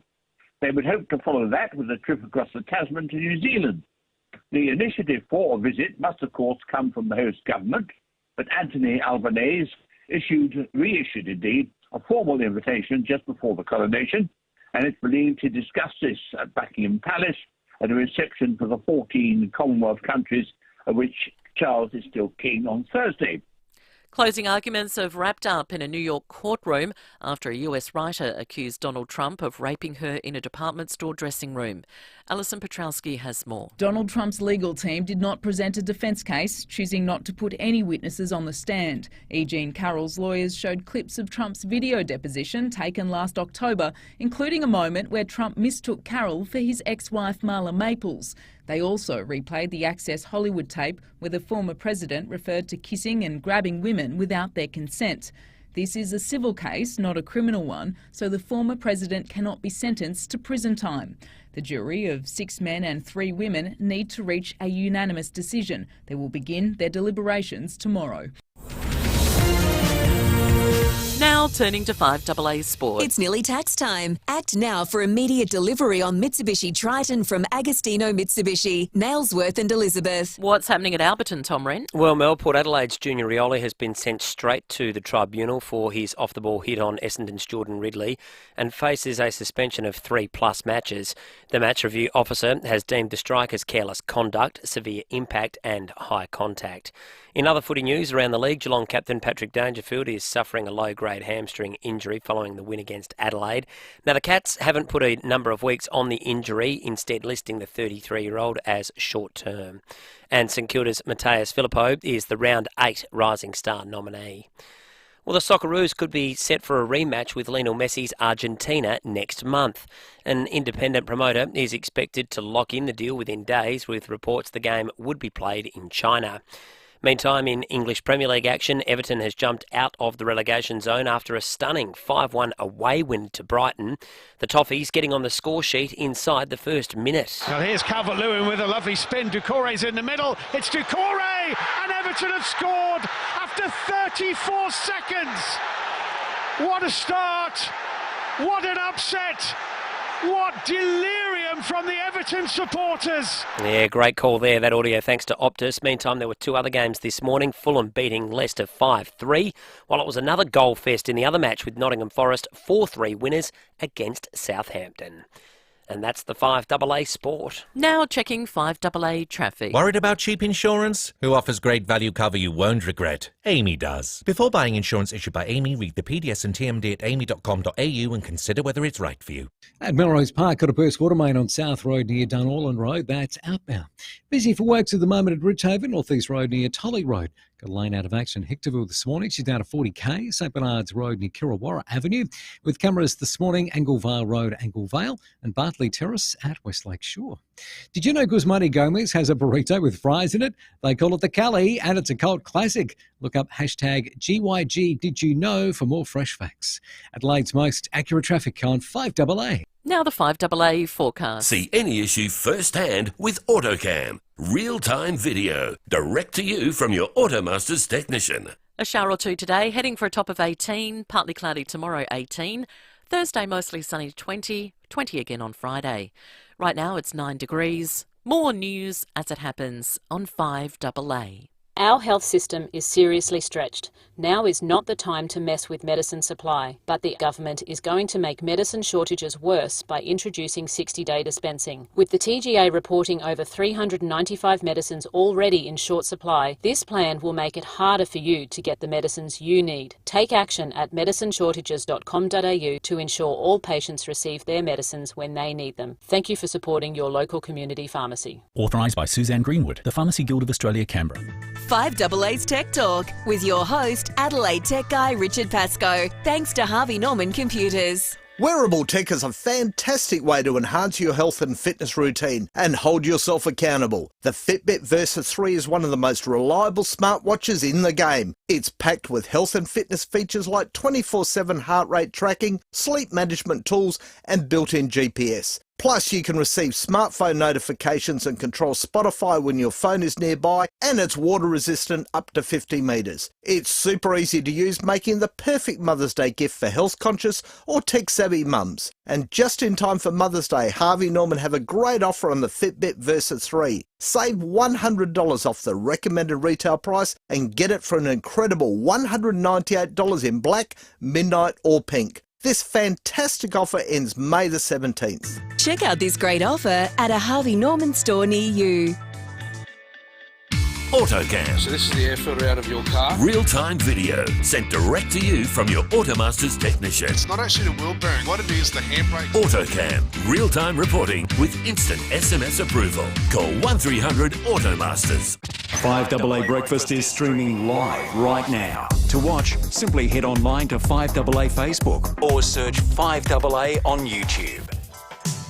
Breakfast on 5AA. David Penberthy and Will Goodings. Book a test drive of the incredible Cherry Motor 5 today. Visit gocherry.com.au. 22 minutes to 8. Jury trial coming up. John Blake before 8 o'clock as well. Lots of texts with photographs attached coming into us of fog in the north and the west of Adelaide this morning. West Lakes, Port Adelaide. Looks like the Yorkshire Moors down there. Marie from Tennyson, I think, wins the photograph of who's got the best view in Adelaide this morning. Congratulations to you, Marie, there in that magnificent spot, looking out over the water. What a beautiful spot. Love Tennyson. Now, there's a stack of fog. West Another Lakes one Mall. Another one from Peter. No, that's not Peter. I don't know. They didn't provide a name. Crikey, you can't even see you can't see the actual beach, like from the footpath. Just there in the sand dunes, you can't actually see the beach. Scott in Modbury sent us a picture saying there's also some fog in Modbury as well. Keep them coming in. A lot of people use the term pea super as well in their text. Yeah, it's a shame, isn't it? Well, it's an indictment on the education system. But do we have to be so literalist about it? Can't we just say it's just a term that... I can't wait for the next abuse of the English language that I can tell you. Do we have to be so literalist about it? I cannot wait for that story to come up. But we say other things, like you describe a football match as a bloodbath. You know, when a side has lost by 120 points, it doesn't actually mean that it's a bloodbath. It's not like it's the, Christians being fed to the lions. It's just a thumping defeat. But we don't call it a soccer match, though, do we? It's literally a term that means something else. I just love the fact that you're never going to give an inch on this, mate. I'm never. No, give no quarter. Now, there's some disturbing stats out this morning from the RAA that shows that car theft is surging in South Australia at the moment. I wonder if any of our listeners have been a victim of this. If you have been, let us know on 8223 0000. Car theft is up by 24%. 24%? That's in the first 4 months of this year compared with the same time last year, and up 33% on the same time 2 years ago. So this is not a sort of a post-pandemic everyone was indoors story. It's actually worse than it's been in a long, long time. That's a huge increase. The increase in stolen vehicles comes despite used car values falling by around 10%. So it's not been stimulated by the market, which is the inference the RAA is making. See, I struggle with the idea that the cost of living pressures are so bad that you need to go and steal a car or fill up your tank of petrol and drive off or steal clothes. There's certain category of person out there is just tight and morally bankrupt. Yeah, there's not a price point at which they go, you know what, crime doesn't pay. I'm going to go get a job. We saw it a couple of weeks ago when SAPOL went out and conducted their blitz in the mall and caught 115 shoplifters in one day. I was talking to my daughter last night, who's 20-year-old, works part-time in a retail setting at a major shopping mall selling women's clothes. Guess how many shoplifters? She worked 5 hours yesterday. Guess how many shoplifters she caught? It disturbs me that number is greater than one in a 5-hour shift. She caught 6. 6? There were 2 groups of 3 kids. And kids? Yeah. All younger people. But she said the variety of people varies. She said they're all white kids yesterday. when you say the variety, sometimes there'll be older people. You're saying it's not there. as though they're down and outers. No, they're doing it for fun. She said one person had about 8 items in her bag. Well, and she just said to her, hey, listen, I saw you do that. I'm going to call security. And the girl went, oh, sorry, just got it all out and put it back on the counter. But it's just... Maybe, is there any chance that all of this is a byproduct of there being no real consequence for this kind of behaviour? Well, better be careful what I say, but... yeah, we don't get admonished again. Yes. I say that respectfully. Yeah, we won't point the finger at whose fault that might be. It could be anyone's fault. It could be anyone's fault. It could be literally anyone's fault. It could be anyone's fault. Yeah, as they say, took us all working together to stuff this up this badly. Yes. So that's disturbing. If you've been a victim, let us know. 8223 Text us on the Duttons text line 0448 08 1395. I'll give you one guess. What do you think the biggest and most streamed show in the United States is? The most streamed TV show in the United States? Oh, not one that I've seen. Possibly not. I doubt that I've seen it. Oh, I think it's some sort of lifestyle reality type thing. No, it's not. It's this. I think if we knock this wall out, this room will feel so much bigger. It's already big enough, babe. It's not. It's too cramped. The only thing in this room that needs to be bigger is That is, of course, Bluey, the Australian-made kids' TV show, which came in at #1 in the past year, ahead of Big Bang Theory, South Park, NCIS, being broadcast now in more than 60 countries. In the US? Made here in Brisbane. Yeah, it has attracted 737 million viewing minutes in the United States, which is, I've not heard that metric before, but that's crazy. The most streamed thing is a little show made by a guy in Brisbane. How awesome. Not it fantastic? What a great Australian success story. It is a nice show, Bluey. It's a good... I haven't seen it, but people often say that it's not the sort of irritating level kids TV program, that it's clever enough and it's interesting enough that, adults don't mind it. What's Rosie into?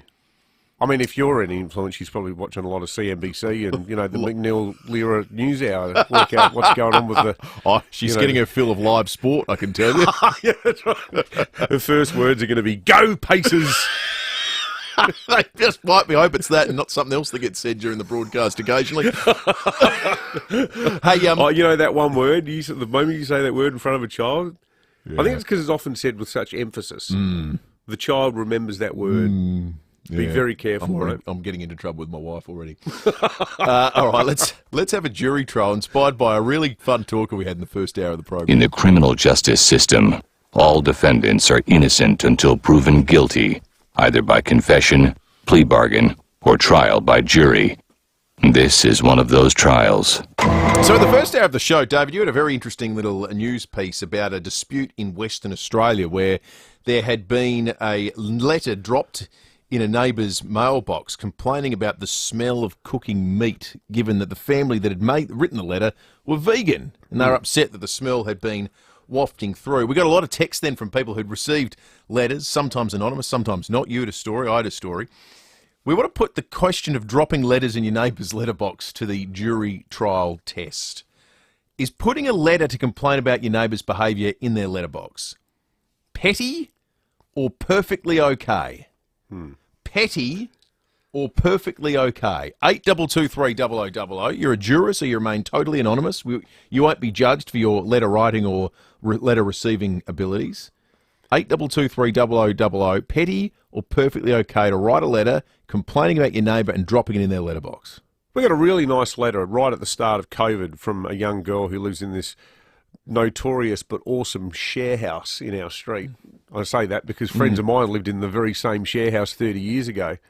And when we bought the house in the street, the first night we were there, I'm like, what is that damn noise? I went, it's the kids from down the road at that den of iniquity where my mates Dave and Andy used to live. And I realised I'd become that middle-aged guy who was suddenly in bed going, I can't sleep, the infernal racket. But one of the girls in the share house, she letterboxed the whole street at the start of COVID and said, I work at the Central Market, and if any of you are infirm or elderly or just afraid to shop, I'm happy to do a weekly shop and deliver it to you. Oh, wow. wow. What a nice thing. That is lovely. That's a good letter. That's a good letter. Yeah. These are complaining letters. Whinging letters. Whinging letters. passive-aggressive notes. Petty or perfectly okay? Everyone who participates gets a FIVEAA breakfast mug. Someone who's on the jury will get a $100 Barbecue Adelaide Weber voucher. So you generally probably have a 1 in 6-ish sort of a chance. See how many jurors we get. 8223 0000. Petty or perfectly okay? We'll get the jury's verdict right after this. For your chance to win a $4 million grand prize, visit homelottery.com.au. Thanks, Will. At Melrose Park, burst water main, South Road near Dunorlan Road. That's outbound. Blackwood level crossing fault on Main Road near Murray Street. Maiponga got a car into a barrier on South Road near Causeway Road. That's just on the outskirts of Maiponga. And we're quite busy at the moment, Goodwood Road at Westmore Park. Look out for cameras today, Main North Road, Munopara and Military Road at West Beach. Time to layer up at Totally Workwear with the best range of quality hoodies, jackets, work boots, pants, shirts and women's wear to keep you protected. Shop Totally Workwear online or in store. Adelaide's most accurate traffic on 5AA. Hi, Katie Bridges here, Market Lead at 5AA. The Vinnie's CEO Sleepout is back, June 22nd at the home of tennis in SA, The Drive. 2023 will mark my third time sleeping out. I keep coming back to the Vinnie's CEO Sleepout because everyone deserves a safe place to call home, and I know the funds we raise are in good hands with Vinnie's. If you're a business or community leader who cares about our community like I do, don't drop the ball. Sign up now at ceosleepout.org.au. Need a forklift? Don't just get a forklift, get a Toyota forklift. Toyota is the world's #1 forklift brand with a great range of pallet jacks, walkie stackers and reach forklifts right up to their leading Toyota counterbalance forklifts. Legendary reliability and safety with cleaner, greener electric options, Toyota can tailor the right forklift solution for you. It's all part of the Toyota Forklift Advantage. For more, visit toyotamaterialhandling.com.au. Get a Toyota forklift. If you haven't seen the new $4 million grand prize in the Hospital Research Foundation Home Lottery, well, it's open to view every Monday, Wednesday and on weekends from 12 to 5 p.m. Such an amazing house, just minutes from town in leafy Malvern. You could be living in one of Adelaide's most prestigious suburbs, mortgage-free. Designed by Scott Salisbury, the grand prize comes fully furnished, ready to move in with $200,000 cash in the bank, if you don't mind. Thank you very much. Plus every ticket that goes in, over 13,000 draws to win a share of over 7.6 million in prizes. So crunching the numbers, that's a 1 in 15 chance to win. There's luxury cars, cash and holidays, just to name a few. So by buying a ticket in the Hospital Research Foundation Home Lottery, you'll be making a real impact on the health and well-being of all South Australians. Get your tickets now at homelottery.com.au. Over 5,500 Adelaide businesses have said yes to saving money on their energy bills with Yes, your energy saving solutions. What's keeping you? One of the easiest ways to save is by switching out your old lighting to energy efficient LEDs. An on-site assessment can help to design the perfect LED lighting system for your business. And with rebates available, a full upgrade might cost as little as $33. For T's and C's on this unbeatable offer from your energy saving solutions, go to yes.net.au. That's yes.net.au. It's hard to believe, but Buy Urban bathrooms and kitchens may not be everyone's cup of tea. If you're not fussed by sticky drawers, if you're not driven mad by something that doesn't quite line up, if you don't appreciate millimetre-perfect craftsmanship and service of the highest standard, then maybe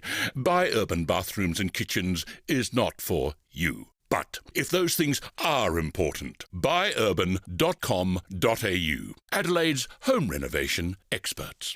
5AA Breakfast is streaming live right now. To watch, simply head online to 5AA Facebook or search 5AA on YouTube.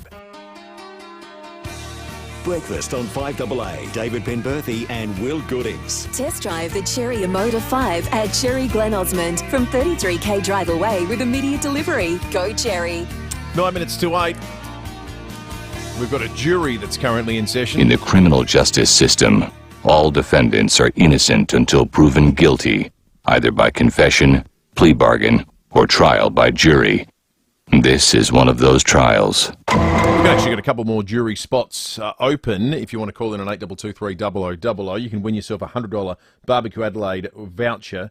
One of our jurors will win that. Everyone else gets a 5AA breakfast mug, answering the question, leaving letters in your neighbour's letterbox complaining about their behaviour, is it petty or perfectly okay? Juror number 1, good morning. Yeah, good morning. I reckon it's petty. Go and knock on the door and confront them and talk to them about it. Yeah, good on you, juror number 1. Thank you. Juror number 2, what say you? Well, on the actual topic that brought up this jury, petty, the actual leaving of letters in the letterbox, petty, and I did do it once. A verdict and a confession, all in one from good, juror number juror 2. Thank you. Juror number 3, good morning.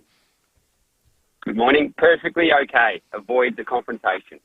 Yeah, all right. You sound like you're speaking from experience, juror number 3. Possibly. Thank you. Thank you. Possibly. Didn't want to get himself in trouble. Juror number 4, good morning. I think it's petty. Just go knock on the door and sort it all out. Yep, thank you, juror number 4. Juror number 5, what's your verdict? Petty.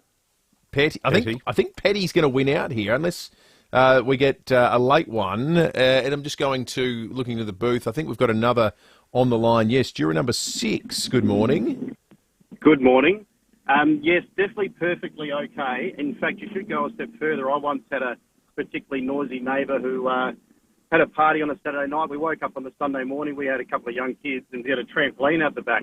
And on the trampoline, I noticed there was a couple of paper plates and some chicken bones and some food. I think I was playing frisbee into our yard. Yeah. So, yuck. That's gross. So I packed it all up and went over and knocked on the door. It was about 7:30 in the morning, so they've only woken up. So I knocked on the door and handed it. So, hi, neighbour. I think you left this in our yard. See ya. well played, juror number 6. Thank you. There does seem to be nuance that if we were to explore it in a larger format would go to what the level of experience with the neighbour was. But on the simple question of whether it's petty or perfectly okay, what has the jury found? Petty 4, perfectly okay too. So a majority verdict for petty. Majority verdict for petty. Thank you to all of our jurors. You're discharged. Now, everyone gets a FIVEAA breakfast mug. Who gets the $100 Barbecue Adelaide Weber Store voucher? I reckon we will give that to juror number 2. Juror number 2. Yeah. Juror number 2. That was because that was the verdict and confession all round in one, which the confession was quite a nice moment of self-reflection. Gets you the voucher. All right, it's time for John Blake. Thanks to Aussie Fast Transport Solutions, interstate freight distribution, warehousing and local Adelaide couriers. Call Aussie Fast 13 13 64.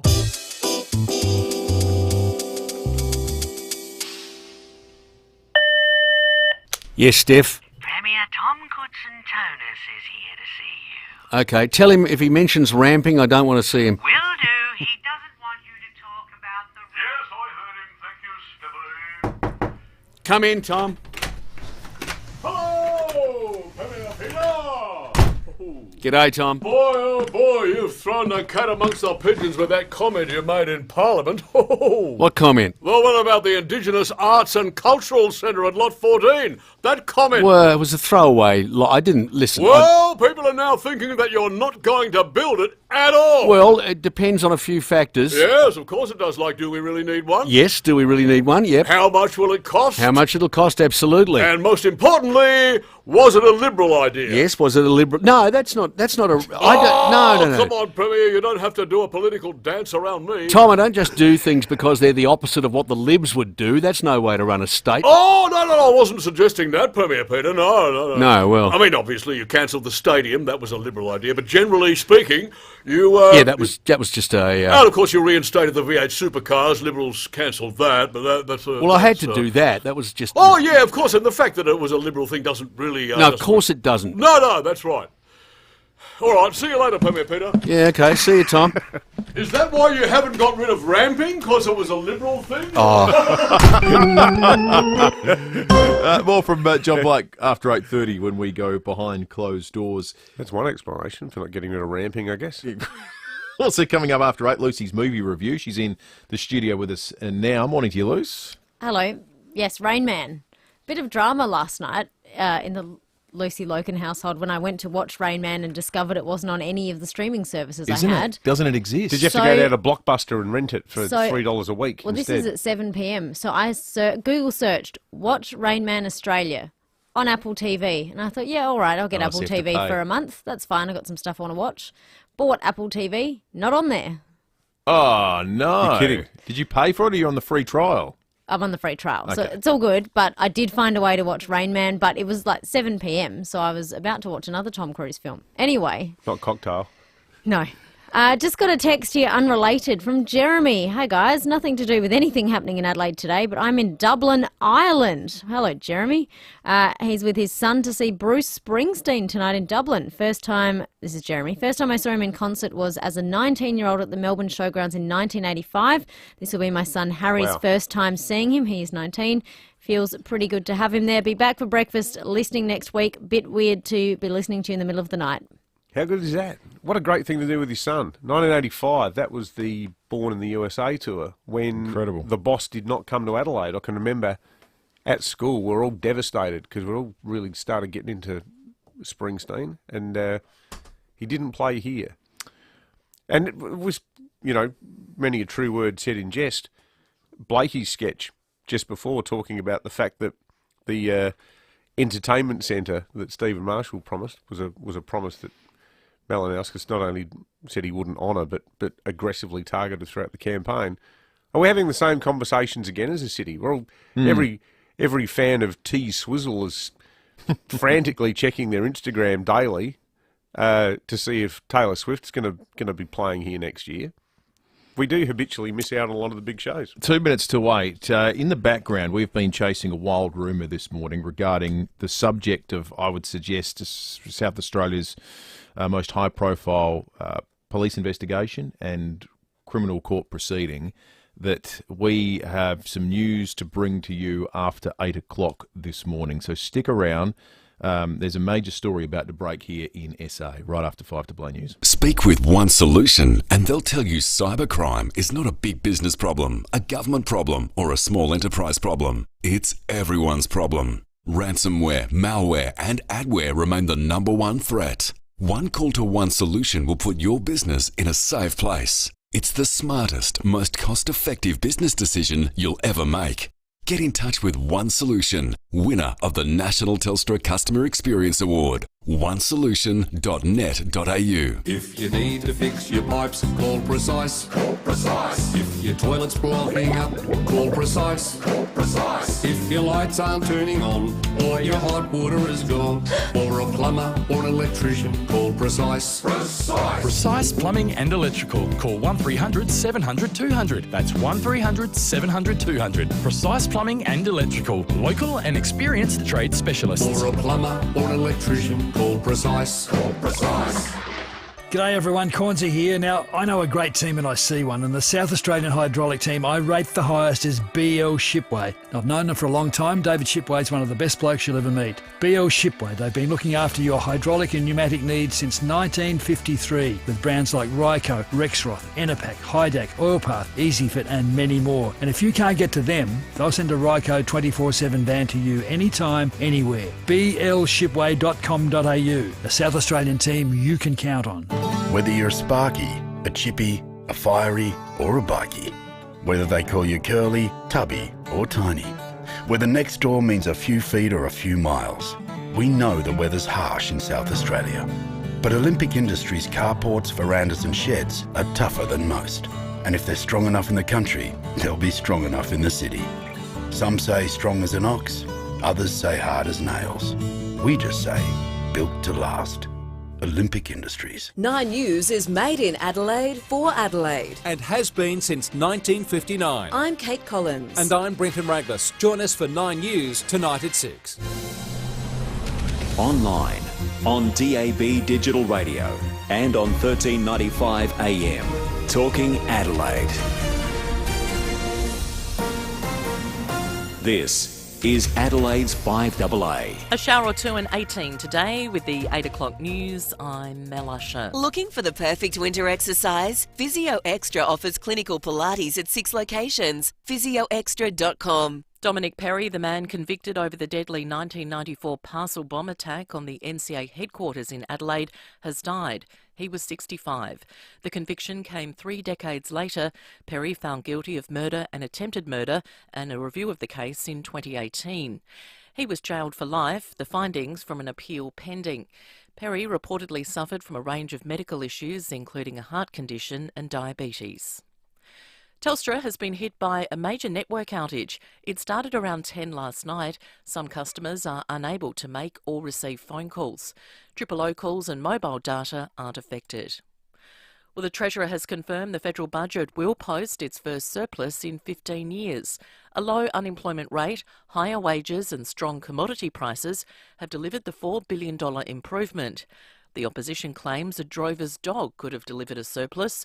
Jim Chalmers has brushed off the criticism, arguing the turnaround has been driven by hard decisions. This is a responsible budget which helps people doing it tough and sets Australia up for the future.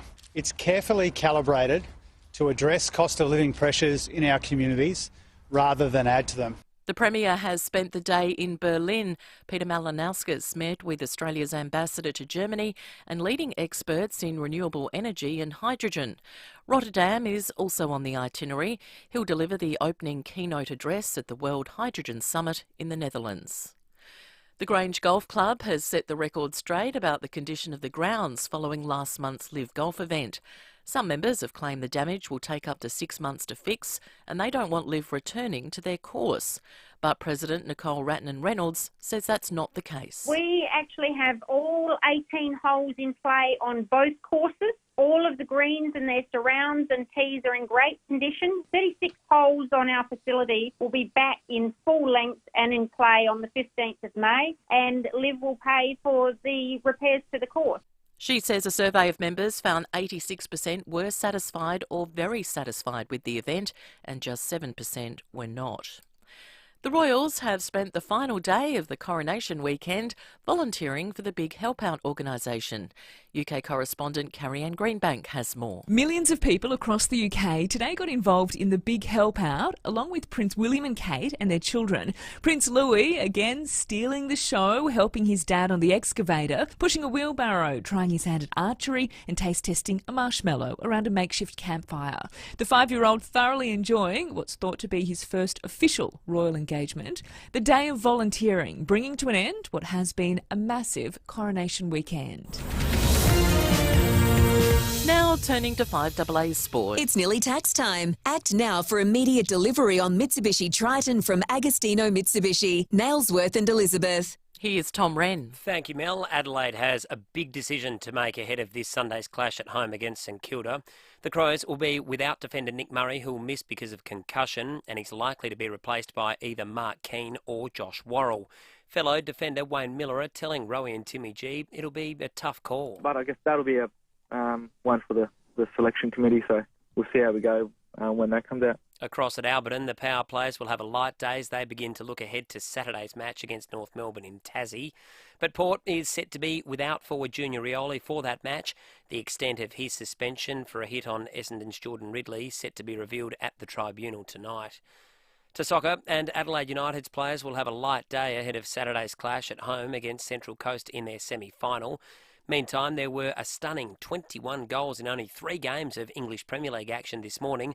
Fulham took care of Leicester 5-3, Everton stunned Brighton 5-1, while Nottingham Forest won a 7-goal thriller 4-3 against Southampton. In the NBA playoffs, the Miami Heat will host the New York Knicks in Game 4 of their series later this morning, the Heat leading that best-of-7 series 2-1, while the LA Lakers also lead 2-1 against the Golden State Warriors ahead of Game 4, which will also be played later today. And Lionel Messi has been named the Laureus World Sportsman of the Year. And that's the 5AA Sport. Now the 5AA Traffic. Worried about cheap insurance? Who offers great value cover you won't regret? Amy does. Before buying insurance issued by Amy, read the PDS and TMD at amy.com.au and consider whether it's right for you. At Melrose Park, look out for a burst water main this morning. It's on South Road near Dunallen Road, just near Bunnings heading outbound. Got a few delays there. Also got some heavy delays at Croydon with a breakdown on the north-south motorway. It's near Hawker Street. Keep that in mind. And look out for a level crossing fault at Blackwood at the moment. Main Road near Murray Street. Busy, Goodwood Road at Westbourne Park. And look out for cameras Bartley Terrace at Westlake Shore. This month, Telstra is offering 3 days of unreal deals on phones, home, internet and more.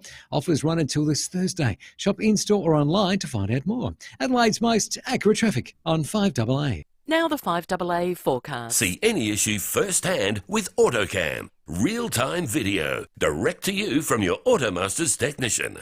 A shower or two for you Tuesday, but we're heading for a top of 18. Partly cloudy tomorrow, 18. Thursday, mostly sunny and 20. Friday, 20 as well. Right now, it's 9 degrees. More news as it happens on 5AA. Breakfast on 5AA.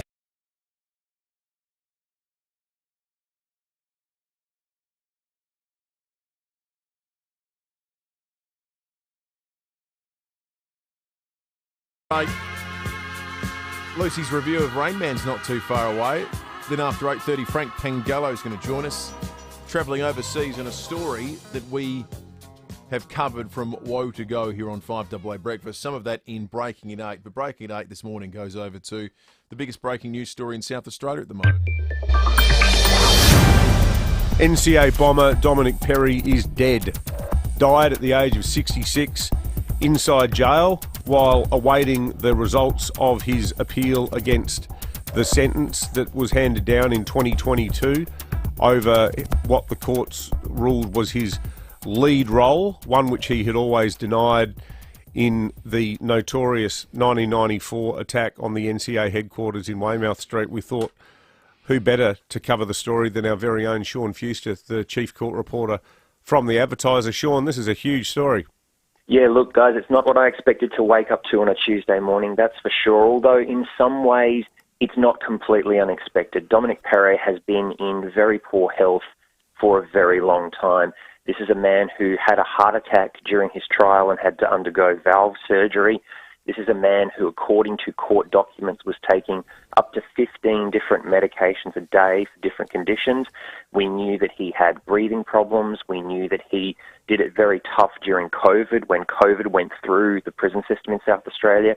And with the exception of when we all saw him on that jury view when he was in a wheelchair, the rest of the time he wore a sling on his arm. So was in very poor health. So on that side of things, it's not surprising. On the other, it's kind of strange to think of a world that doesn't have Dominic Perry in it, given the enormous shadow that he's cast over criminal justice in South Australia for 30 years. He was at Yatala, was he not, Sean? That's my understanding, David. We're still pulling a lot of these details together. There are questions as to whether he passed away inside the walls of the prison or whether he was taken to the Royal Adelaide Hospital or some other medical facility and worked on. We don't know that yet. We're still trying to pull all of that information together. But he was housed at Yatala Labour Prison since he was taken into custody in, I believe, 2020 when the charges were relayed. So the sentence he got when he was retried a few years ago was a 37-year non-parole period, and he, through his lawyers, argued that was, I think the term they used was manifestly excessive. He wasn't getting out, though. I mean, he was destined to die in jail regardless. I guess the thing is that no one quite expected it would happen so quickly. Well, it depends very much on the appeal and the way you look at those appeal documents. From the prosecution point of view, and certainly from the police point of view and that of the victims' families, yes, he was destined to die in jail because they've never had any doubt that he was indeed the one who sent that parcel bomb to the NCA building on Weymouth Street all those years ago. But Perret argued that there wasn't conclusive evidence in order to maintain his conviction. He said a key witness in the case, a gunsmith by the name of Alan Chamberlain, who was nicknamed Gadget, was possibly the real bomber. Most recently, his counsel also blamed the mafia, saying that the deceased figure known as the Fox was potentially responsible for that bombing. So they were saying there wasn't enough evidence to pin it on Perret and he should have been released. Now it'll be an open question as to whether or not the Supreme Court actually will bring back that verdict or not. I'm yet to find out what happens in that situation. Does the court still hand down a ruling on its appeal, or does it say the person's passed away, there is no longer cause for that?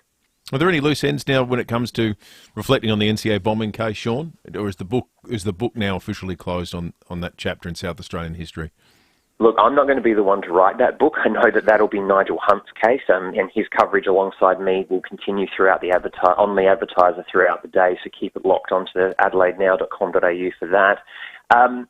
Look, I think that when someone dies when an appeal is still going, and that happens very rarely, this is one of the few times that I can think of in my career that that's occurred, there are always questions, because at the end of the day, the appeal really is the final decision, the check mark, if you like, where someone looks over a judge's work and says, yes, you've done it just and lawfully, or no, you haven't, and we need to go back again. So given that the appeal was on foot when this has happened, I think you'll find that there will always be people that will say, well, is it really the case? Did that actually happen, or was there something that's been overlooked or missed? I personally think that this should be the end of it, but I don't get to make that call. I'll tell you what, that date when it happened in 1994 stands as a moment in time for so many people in South Australia. I was out of the country at the time, and it was the third item that ran on CNN News when I was watching it on my then honeymoon in Mexico City. The first item was about the war in Yugoslavia. The second one was about the latest flare-up on the West Bank, and then they said, and in Adelaide, and my wife and I, we just turned around and went, what? Yeah. And there was the footage of the smoke cloud billowing out of the building, and I know, Sean, you had not yet started at the Advertiser then, but a lot of people, including Nigel, were already there. And when I got back to Adelaide, talking to mates in the newsroom that day, because the Tiser had just moved from the old 3-story Art Deco building in what was Advertiser Lane behind the Criterion, and we'd only just started working out of a building that's no longer there on now the ANZ building, 121 King William Street. But it was audible from the newsroom, and people just instinctively walked down to see what had happened. And it was one of those moments where you think, is this really happening in Adelaide? Yeah. Like, it's something you expect in Bogota, you know, not in a sleepy and civilised town like ours. And, you know, on this morning, I think everyone in South Australia, their thoughts more than anyone are with the family of Jeffrey Bowen. You know, Absolutely. whatever solace this brings them after almost 3 decades of hell is more than welcome. He's the guy we are mourning still. And as you say, it's a thick black line under a dark period in the state's history. Couldn't have said it better, Pembo. Thank you, Sean. Thanks, guys. Sean Fuster, the Chief Court Reporter at the Advertiser, confirming a massive breaking story this morning in Adelaide. The other person we think about, obviously, too, is Peter Wallace, the other copper, who sustained injuries there. Perry, of course, that sentence, the 37 years that he copped, was not just for the murder of Jeffrey Bowen, but the attempted murder of the lawyer, Peter Wallace. 14 minutes after 8, 8223 is our number. You can text us too on the Duttons text line. Thanks to Duttons, brand new Ram dealership in Murray Bridge. Ram, eat utes for breakfast. Lucy's movie review's coming up. But first, we just want to reflect back on the fact that it is Federal Budget Day. We spoke with the Prime Minister, Anthony Albanese, after 7 o'clock this morning. The opposition too have been out making their case this morning. The Shadow Treasurer, Angus Taylor, had a little bit of the Coalition's position to put forward on Sky News a short time ago. The truth of the matter is core inflation in Australia is raging at 6.6%. It is higher than benchmarks right across the world, across the G7, the US, the UK, Canada, Europe, you name it. Australia is leading the pack, and we need a budget that deals with those pressures and therefore is good for all Australians. We don't want to see a budget that divides between those who get a handout and those who pay for it. That is not the budget that Australia needs.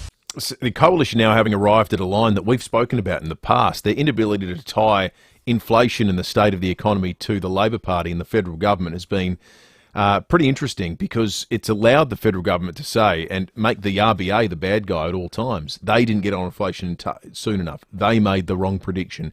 Then they've come hard and late to the party.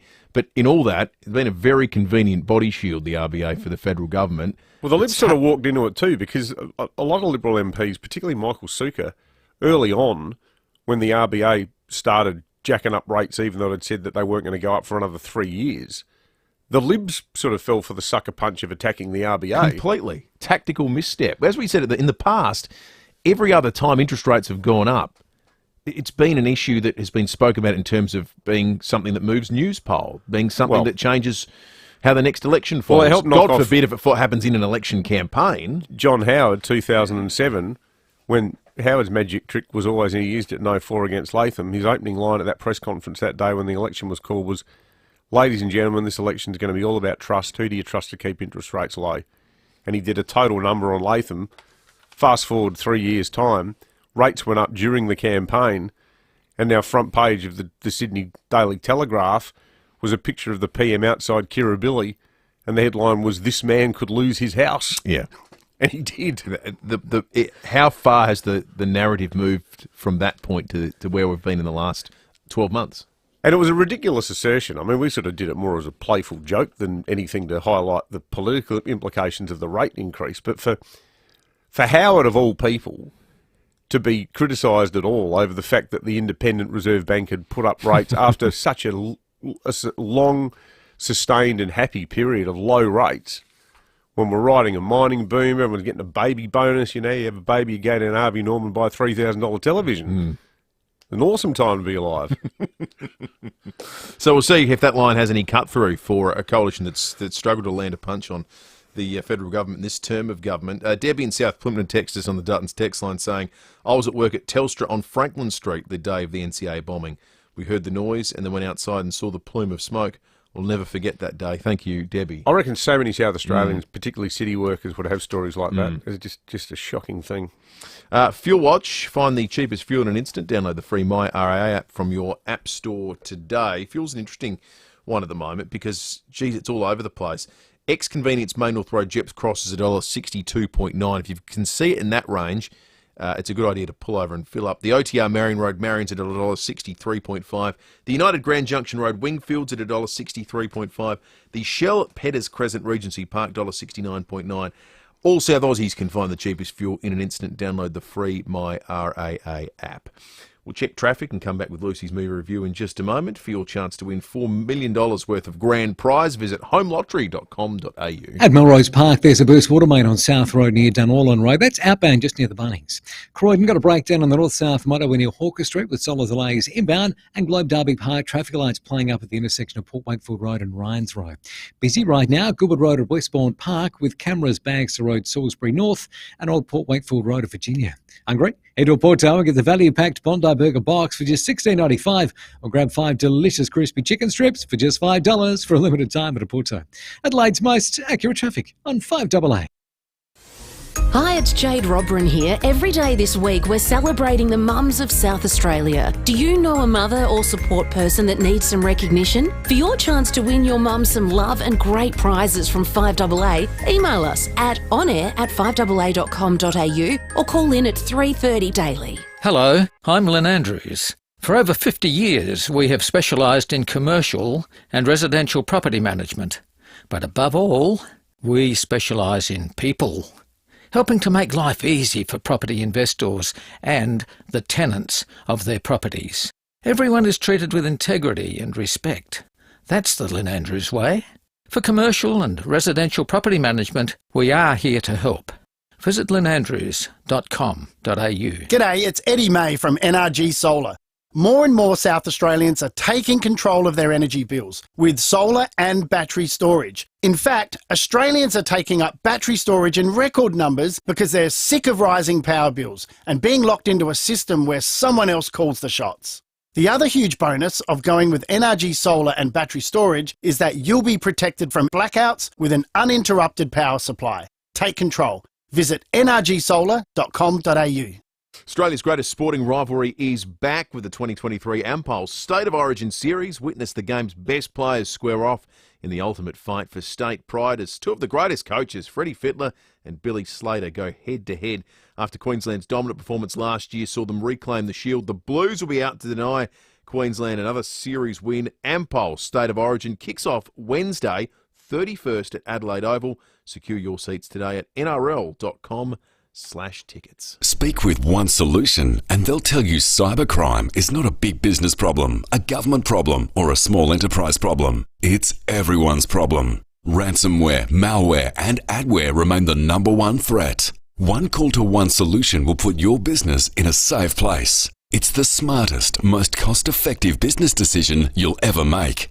Get in touch with One Solution, winner of the National Telstra Customer Experience Award. onesolution.net.au. 9 News is made in Adelaide for Adelaide. And has been since 1959. I'm Kate Collins. And I'm Brenton Raglas. Join us for 9 News tonight at 6. Breakfast on 5AA. David Penberthy and Will Goodings. Test drive the Cherry Emotive 5 at Cherry Glen Osmond from 33k drive away with immediate delivery. Go Cherry. 22 minutes after 8.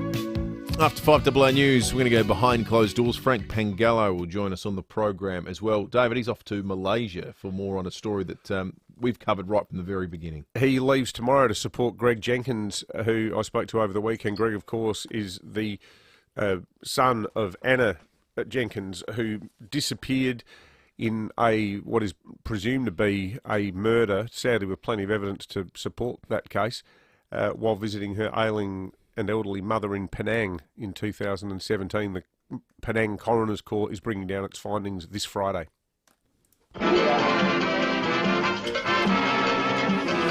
Movie review time. Movies are better at Wallace Cinemas, SA's home of big screen magic and entertainment. Visit wallace.com.au. Luce, good morning. Now, we know you had some trouble sourcing the film. Can't believe it. Apple, if you're listening, I've had an iPhone for the better part of my life, so... You're challenging. You're challenging Apple. I'm not challenging Apple. I was just merely disappointed that they advertised that Rain Man was in fact on their streaming services and I paid for it and it's not. That goes to a question about streaming services. I've never tested, but I've read articles about that. It's the illusion of there being everything available. Oh, it's not even close to everything available. The idea, you feel like when you're scrolling through, like, oh, every movie I'd ever want to watch is here.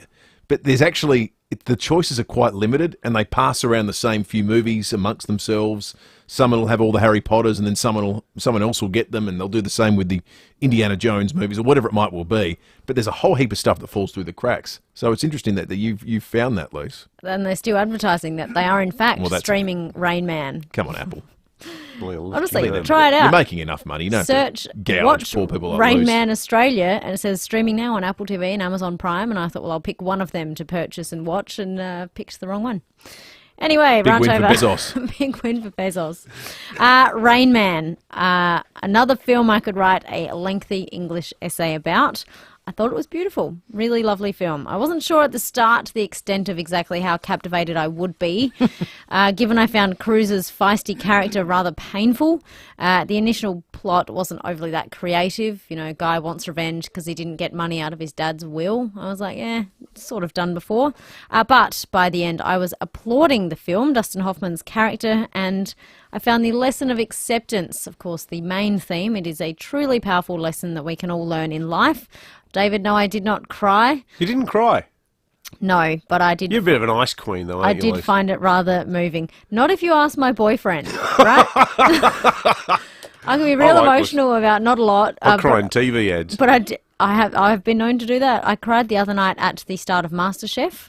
Yeah, okay, fair enough. And I cried for about the first 10 minutes of MasterChef, to be honest, but didn't cry in this movie. But I do give it 4 stars. Wow. 4, that's good. That might be your highest mark ever. It's on par with Flying High. For different reasons, of course, but 4 stars. Didn't you for find Rain Man. that Tom Cruise's character became more likeable the longer the film went on, though, in Rain Man? I like his raffishness and, I'm taking my brother to Vegas. Yeah, I'm getting him pissed. You know, yeah, he's going to have a bit of fun. I agree, but the one thing I couldn't let go of was when they were like, you've kidnapped your brother. He's like, no, I haven't. It's like, you've literally held him for ransom and you're denying that you've taken him as a kidnapped person, because he was like, no, this is fine. It's my brother. So you didn't know you had a brother. You met him and you kidnapped him for $1.5 million. That's... I did a law degree. It's pretty through and through kidnapping in my mind to drive him legitimately the full way across the country. You must be what's known as a black letter law person, Luce. But when they were like, you've kidnapped your brother, it's like, no, I haven't. It's like, you have. You took him from his home without his consent and asked a ransom. Now, Dustin Hoffman, a rich vein of excellent films. Have you ever seen The Graduate? No. Oh, it is so good. It's on the list. We got to get that in a Lucy. Oh, we'll do movie some category called Academia or something like that, and put Dustin Hoffman's excellent. Hey, I think we owe something of an apology, I think, to Apple. Is it on there? It's on there, but it costs money. So I have to subscribe to Apple and then buy it and off then pay Apple. $4.99 to rent it. So it is the only place in Australia you can watch it, but it is for hire, not for just streaming. Okay, that is a good example. I'm happy to apologise to Apple. Sorry, Apple. But if I'm paying $9.99 a month for the entire library, I don't want to pay an extra $5 just for one film. Mm. Oh, well, the other night, we all said when we realised that you could get Cocaine Bear, and we'd spent days talking about it. This show's favourite film. And it was a Friday or a Saturday night. We were going to watch it with the kids, and the teenage kids, I stress. And then we found it, and it was $11.99. That's because that would be considered what do they call it, Lou? So a fast release? What do they call it? Yeah. It was out in cinemas this year. Because historically, you'd have had to wait a year for that to come out in video, and now it's come out weeks after it comes out in cinema. I got to say, that film on paper promises so much. Let down. Hey, did you pay the $11.99? Well, we're all sitting there with popcorn David. ready to go. You could have picked Rain Man. There are releases they'll do these days. I'm not sure if you've seen this. Some of the Stupid services do it where you can pay $30. Should have seen that one coming, I guess. I still want to watch it. You can pay $30 to watch what's currently in the cinemas. Can you? Yeah, absolutely. In some cases, depends on how the... Instead is a much reasonable price to go to Wallace and watch it there instead. Exactly right, Lucy. Hey, the scene I have picked, though, did make me smile. It wasn't a really comical one, but it did bring Australia into the picture. I mean, it leaves at midnight, Ray, but Delta, how's Delta? The Delta crashed August 2nd, 1985, Lockheed L-1011, Dallas, Fort Worth. Terrible wind chill. All airlines. 135 passengers. All airlines have crashed at one time or another. That doesn't mean that they are not safe. Qantas. Qantas? Qantas never crashed. Qantas? Never crashed. Well, that's... Never crashed. I mean, that's going to do me a lot of good, Ray. Yeah. You see, Qantas doesn't fly to L.A. out of Cincinnati. You have got to get to Melbourne. Melbourne, Australia, in order to get the plane that flies to Los Angeles. Do you hear me? Canberra's a capital, 60.2 million population. It's very lovely beaches. Might have crashed, but might have lost his bags. Yeah, so he's going through all the airlines because they get to the airport. He has a fit. His autism means that he struggles with flying an airplane. So they run through all the different airlines, and Rain Man himself, Raymond, runs through all the crashes that they've had in the previous 3 years to date, and then he just comes out with Qantas, lovely beaches, 16.2 population, capital is Canberra.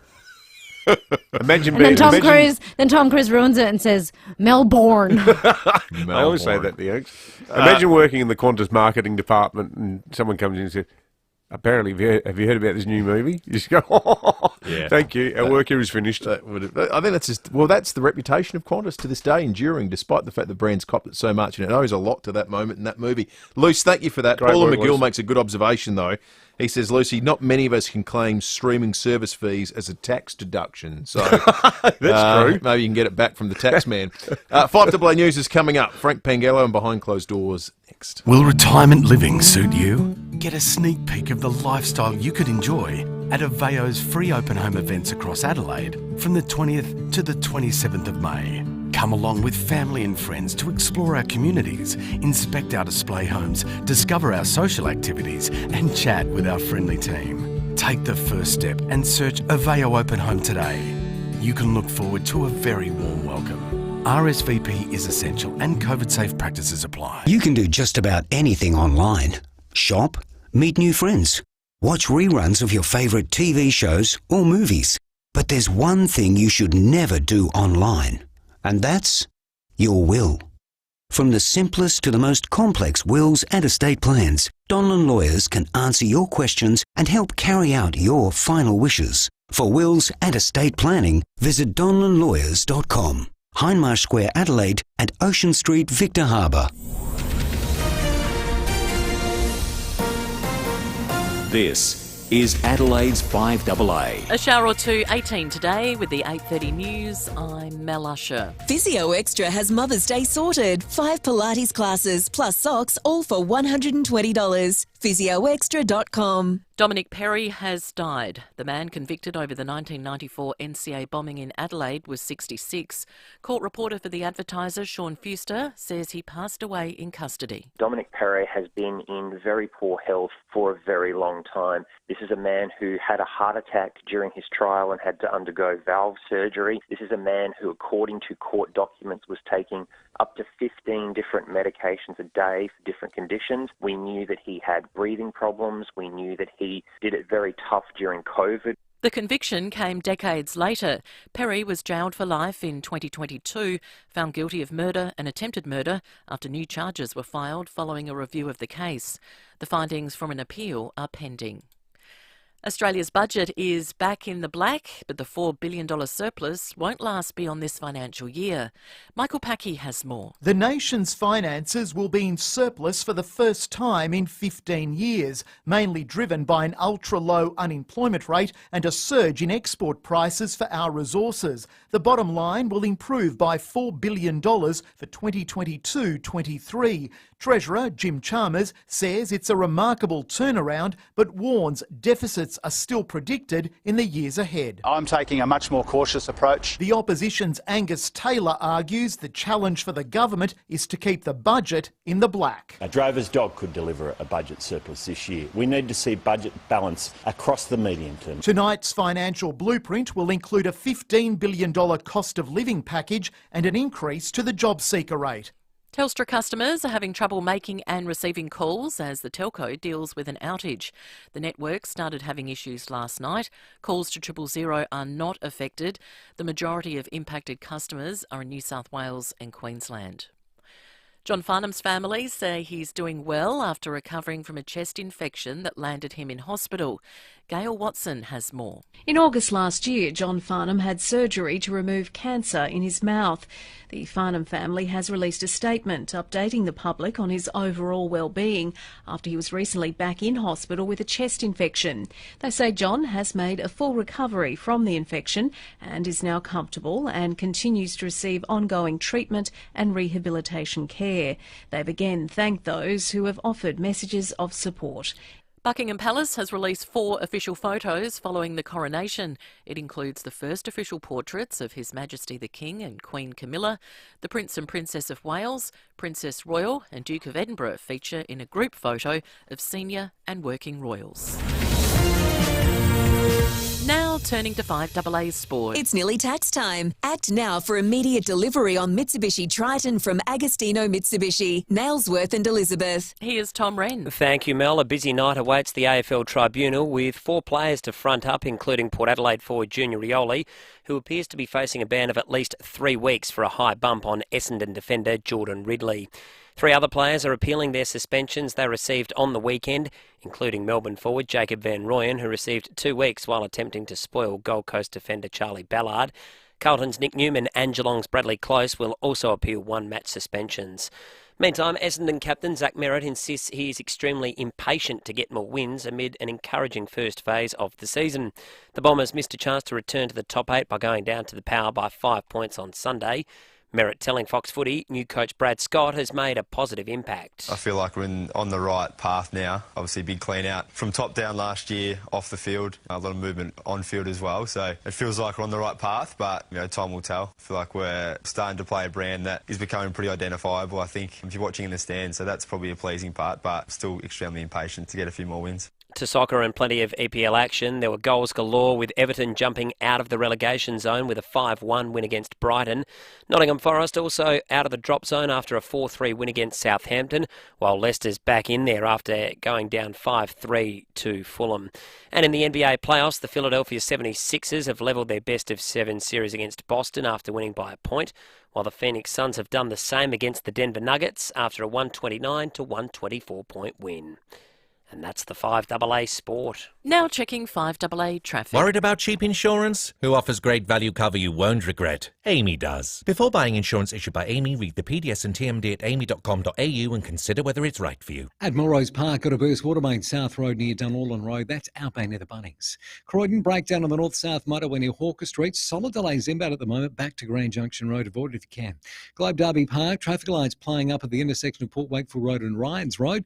Busy. Goodwood Road at Westbourne Park with cameras this morning. Press Road, Brooklyn Park and Sturton Road at Edinburgh. Book online at mycar.com.au and get $100 off your next logbook service plus 12 months free roadside assistance. Available until May 14. T's and C's apply. Adelaide's most accurate traffic on 5AA. Now the 5AA weather. See any issue firsthand with AutoCam. Real-time video, direct to you from your Automaster's technician. 18 today with a shower or 2, partly cloudy tomorrow 18, Thursday mostly sunny and 20, Friday also 20. Right now it's 10 degrees. More news as it happens on 5AA. You've decided to build? It's exciting stuff. When you've found land, it's a good idea to get advice on what you can build on your new parcel of paradise. Get Steve from Beechwood Homes to take a look. There's no obligation, and you'll get a great understanding of what's possible. Sloping block, flat block, weird shaped block, or block on a cliff. Speak with Steve from Beechwood Homes for all the possibilities. Life's good. It's even better in a Beechwood home. Google Beechwood Adelaide. Hurry into Ranella Mazda. We're stocked with CX-5 and CX-9 ready for immediate delivery. No reasonable offer will be refused. CX-5 and CX-9 stock must be cleared. Just 25 minutes from the CBD. Only at Ranella Mazda. LVD 152780. How easily could you save hundreds off your energy bills? That easy. Switch out your gas or electric hot water system for an energy-efficient heat pump with EcoVantage. Then sit back and save up to 70% on your water heating costs. And get it supplied and installed for as little as $0, thanks to government-facilitated subsidies. Yep, new hot water system from $0 that saves you hundreds. Pump your energy bills down with ecovantage.com.au. 5AA Breakfast is streaming live right now. To watch, simply head online to 5AA Facebook or search 5AA on YouTube. Breakfast on 5AA. David Penberthy and Will Goodings. Book a test drive of the incredible Cherry Motor 5 today. Visit gocherry.com.au. 22 minutes to 9 behind closed doors is not too far away. Well, for the better part of the last 12 months, we've been doing a lot of work here on the show, and also the Tiser as well has done a lot covering the case of Anna Jenkins, the Adelaide grandmother who disappeared in Penang in December 2017 while she was visiting her elderly mother at a retirement village. The last time Anna was seen, she had gone to visit the dentist for a dental appointment. She then caught an Uber, and after that, she vanished. Her disappearance has left her family distraught. Her husband, their two children, Greg and Jen. And Greg, who we've spoken to a lot of times, he has spent about, I think, more than 300 grand now. I remember when he got to 250,000, he was telling us, and that was ages ago. He said he's almost lost count of how many times he's been up there. He flew out yesterday morning and told me on Saturday afternoon when we caught up that he thinks it's his 40th flight to Malaysia. Well, one other South Australian who is going up to Penang, and this is obviously ahead of the Coroner's Court releasing its findings in Penang this Friday, is Frank Pangello, the SA Best MLC and former journo, who has done a lot of good work on behalf of the Jenkins family. Frank, good morning, and great to be chatting to you again. Yes. Greg said he's not getting his hopes up too much about what is going to happen on Friday. What's your assessment, given some of the weird hiccups along the way in the process of this hearing? Well, weird is kind for it, David. Look, I don't expect justice will be served for Greg Jenkins, Jen, and the family. I mean, the handling of the case from the beginning has been inept. Greg Jenkins actually did the police's work. He found his mum's remains. The inquest has been a farce. I attended several days of the hearings last year, and I just couldn't believe the way it was being conducted. It certainly isn't the type of hearing that we would expect in Australia, where lawyers can actually cross-examine the witnesses. Well, that wasn't possible for Greg Jenkins' lawyers. They just couldn't, cross-examine the evidence and the appalling evidence that was given by police there. And of course, you have to remember that some of the evidence that the police tried to lead during the case, it was ludicrous. I mean, at one point they tried to blame Mr. Jenkins for domestic violence, that Mrs. Jenkins had left because of being abused. They also made a ridiculous claim that she'd been involved in the drug trade in South Australia, which had to be refuted by South Australian police, and on it went. Even Greg Jenkins couldn't give his own account, his detailed account about his investigation for his own mum, because the police had let them down. So, look, there's no doubt that Anna Jenkins was kidnapped and then killed. I'm not sure what the coroner will find when she makes her decisions, but I don't expect it to be satisfactory and achieve any justice or closure. So, well, to that end, Frank, is it ineptitude or is it potentially something more sinister? I think it's a combination of both, perhaps. Corruption within the Malaysian police force and ineptitude that has led to this. Hundreds of people go missing in Malaysia each year, and it never gets investigated because the police don't believe that there's much criminal activity involved, that these people just disappear. In fact, when I was over there last year, there was a story about a well-known TV anchor that had been missing for months, and no search had been conducted for that person. So that's the extent of the criminal justice system in Malaysia, David. And, you know, it doesn't augur well for visitors going to places like Penang, you know, when if there's some sort of criminal activity that is perpetrated on a visitor, that they haven't got confidence in the police system to adequately investigate. I think the other part of it, and this is why Greg's call, and I know it's a call you're backing, Frank, for the investigation to be reopened, is that because, as you said before, Greg went through the harrowing ordeal of finding bone fragments that belonged to his own mum, and the location where she vanished, though, or rather where her body or her remains were found, is this la-di-da, upscale, multi-million-dollar condominium development, and they're trying to sell them off the plan. And clearly there's a sort of sense that they don't want to embarrass or tarnish the saleability of these properties by the fact that it's actually like a murder scene. But or upset the billionaire that owns it. Totally. But clearly there'd be more remains of Mrs. Jenkins there that could actually provide a full account of what did happen to her if they actually, like, as Greg said, had a proper look there, which they never did in the first place.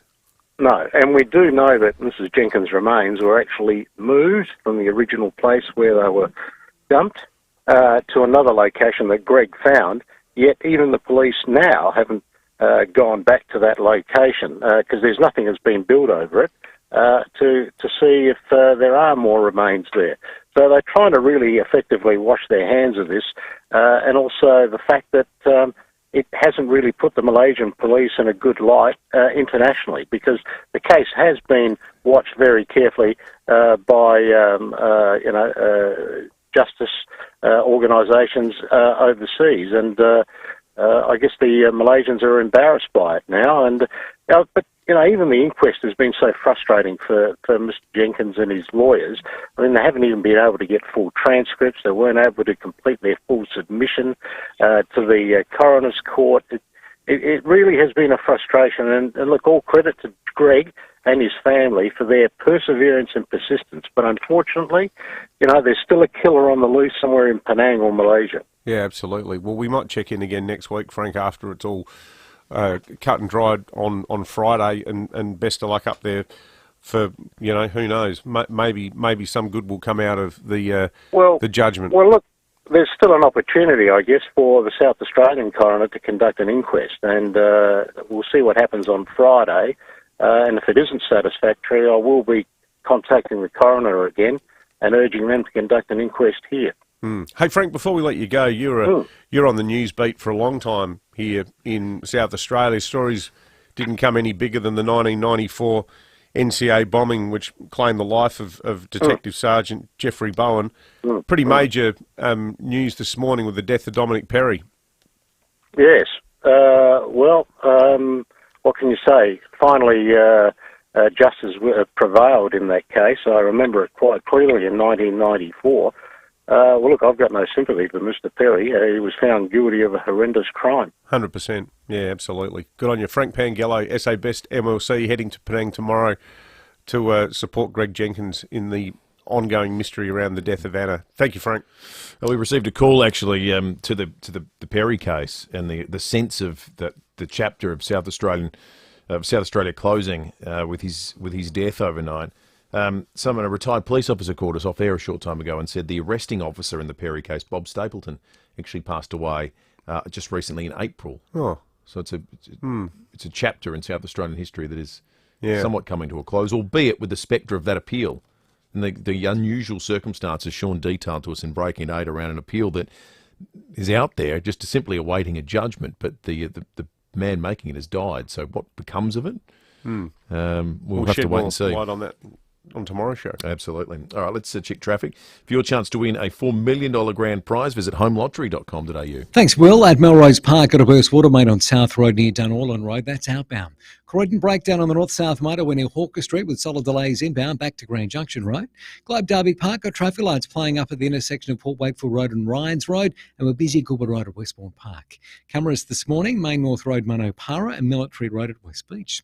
Need some extra cash now? At Cash Converters, you could get cash on the spot in as little as 10 minutes. Head into your local Cash Converters store to find out more. Adelaide's most accurate traffic on 5AA. On 5AA Mornings, the death of Dominic Perry, the convicted NCA bomber. We'll speak with a reporter who covered the terrorist attack and subsequent trials. And also in the studio, Nat Cook, the Human Services Minister, taking your calls on public housing and other issues as well. I'm Matthew Pantelis. Look forward to your company from 9. Australia's greatest sporting rivalry is back with the 2023 Ampol State of Origin Series. Witness the game's best players square off in the ultimate fight for state pride as two of the greatest coaches, Freddie Fittler and Billy Slater, go head-to-head. The Maroons' dominant performance last year saw them reclaim the Shield, so the Blues will be up to deny Queensland another series win. Ampol State of Origin kicks off Wednesday, May 31 at Adelaide Oval. Unreal. Secure your seats today at nrl.com/tickets. You know what's become a huge deal at Mawson Lakes Mazda? Our end of financial year deals. Want to know a secret? We can give you amazing prices right now. Yep, Mawson Lakes Mazda is clearing new and demo stock at prices you'll normally get in June. And they're available for immediate delivery. Don't wait. Get in before the end of financial year rush. Mawson Lakes Mazda, just a short drive from the city. Dream big, South Australia, because you could win big in the Hospital Research Foundation Home Lottery. The $4 million grand prize built by Scott Salisbury Homes in Melbourne could be yours. Plus, there's a catalogue bursting with over 13,000 prizes, including luxury cars, holidays and cash. With a 1 in 15 chance of winning, get your tickets today. Join the fight. To see full details, visit homelottery.com.au. Licence M14364. What's the best thing about winter? Definitely the Bob Burns Blinds Winter Warmer Special. Get super cozy with up to 40% off. That's up to 40% off our entire range of curtains and blinds, including our energy-efficient window coverings. With Bob Burns Blinds, you'll get that quality show home look, and you'll save money on energy bills by trapping the heat in your home. Get set for winter now with the Bob Burns Blinds Winter Warmer Special. Book your free measure and quote at bobburnsblinds.com.au. 9 News is made in Adelaide for Adelaide. And has been since 1959. I'm Kate Collins. And I'm Brenton Raglas. Join us for 9 News tonight at 6. Breakfast on 5AA. David Penberthy and Will Goodings. Test drive the Cherry Emoda 5 at Cherry Glen Osmond from 33k drive away with immediate delivery. Go Cherry.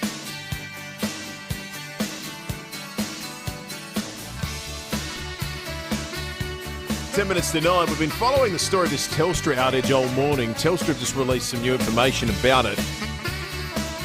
Would it be cold comfort for the people whose phones aren't working this morning? But the good news is the vast majority aren't in South Australia. The majority of impacted customers are in Queensland and New South Wales. Calls to 000 are not affected, so if you can't do outbound calls like we had some listeners text us earlier in the morning on the Duttons text line, you can still call 000, so that won't be affected. Data's still working.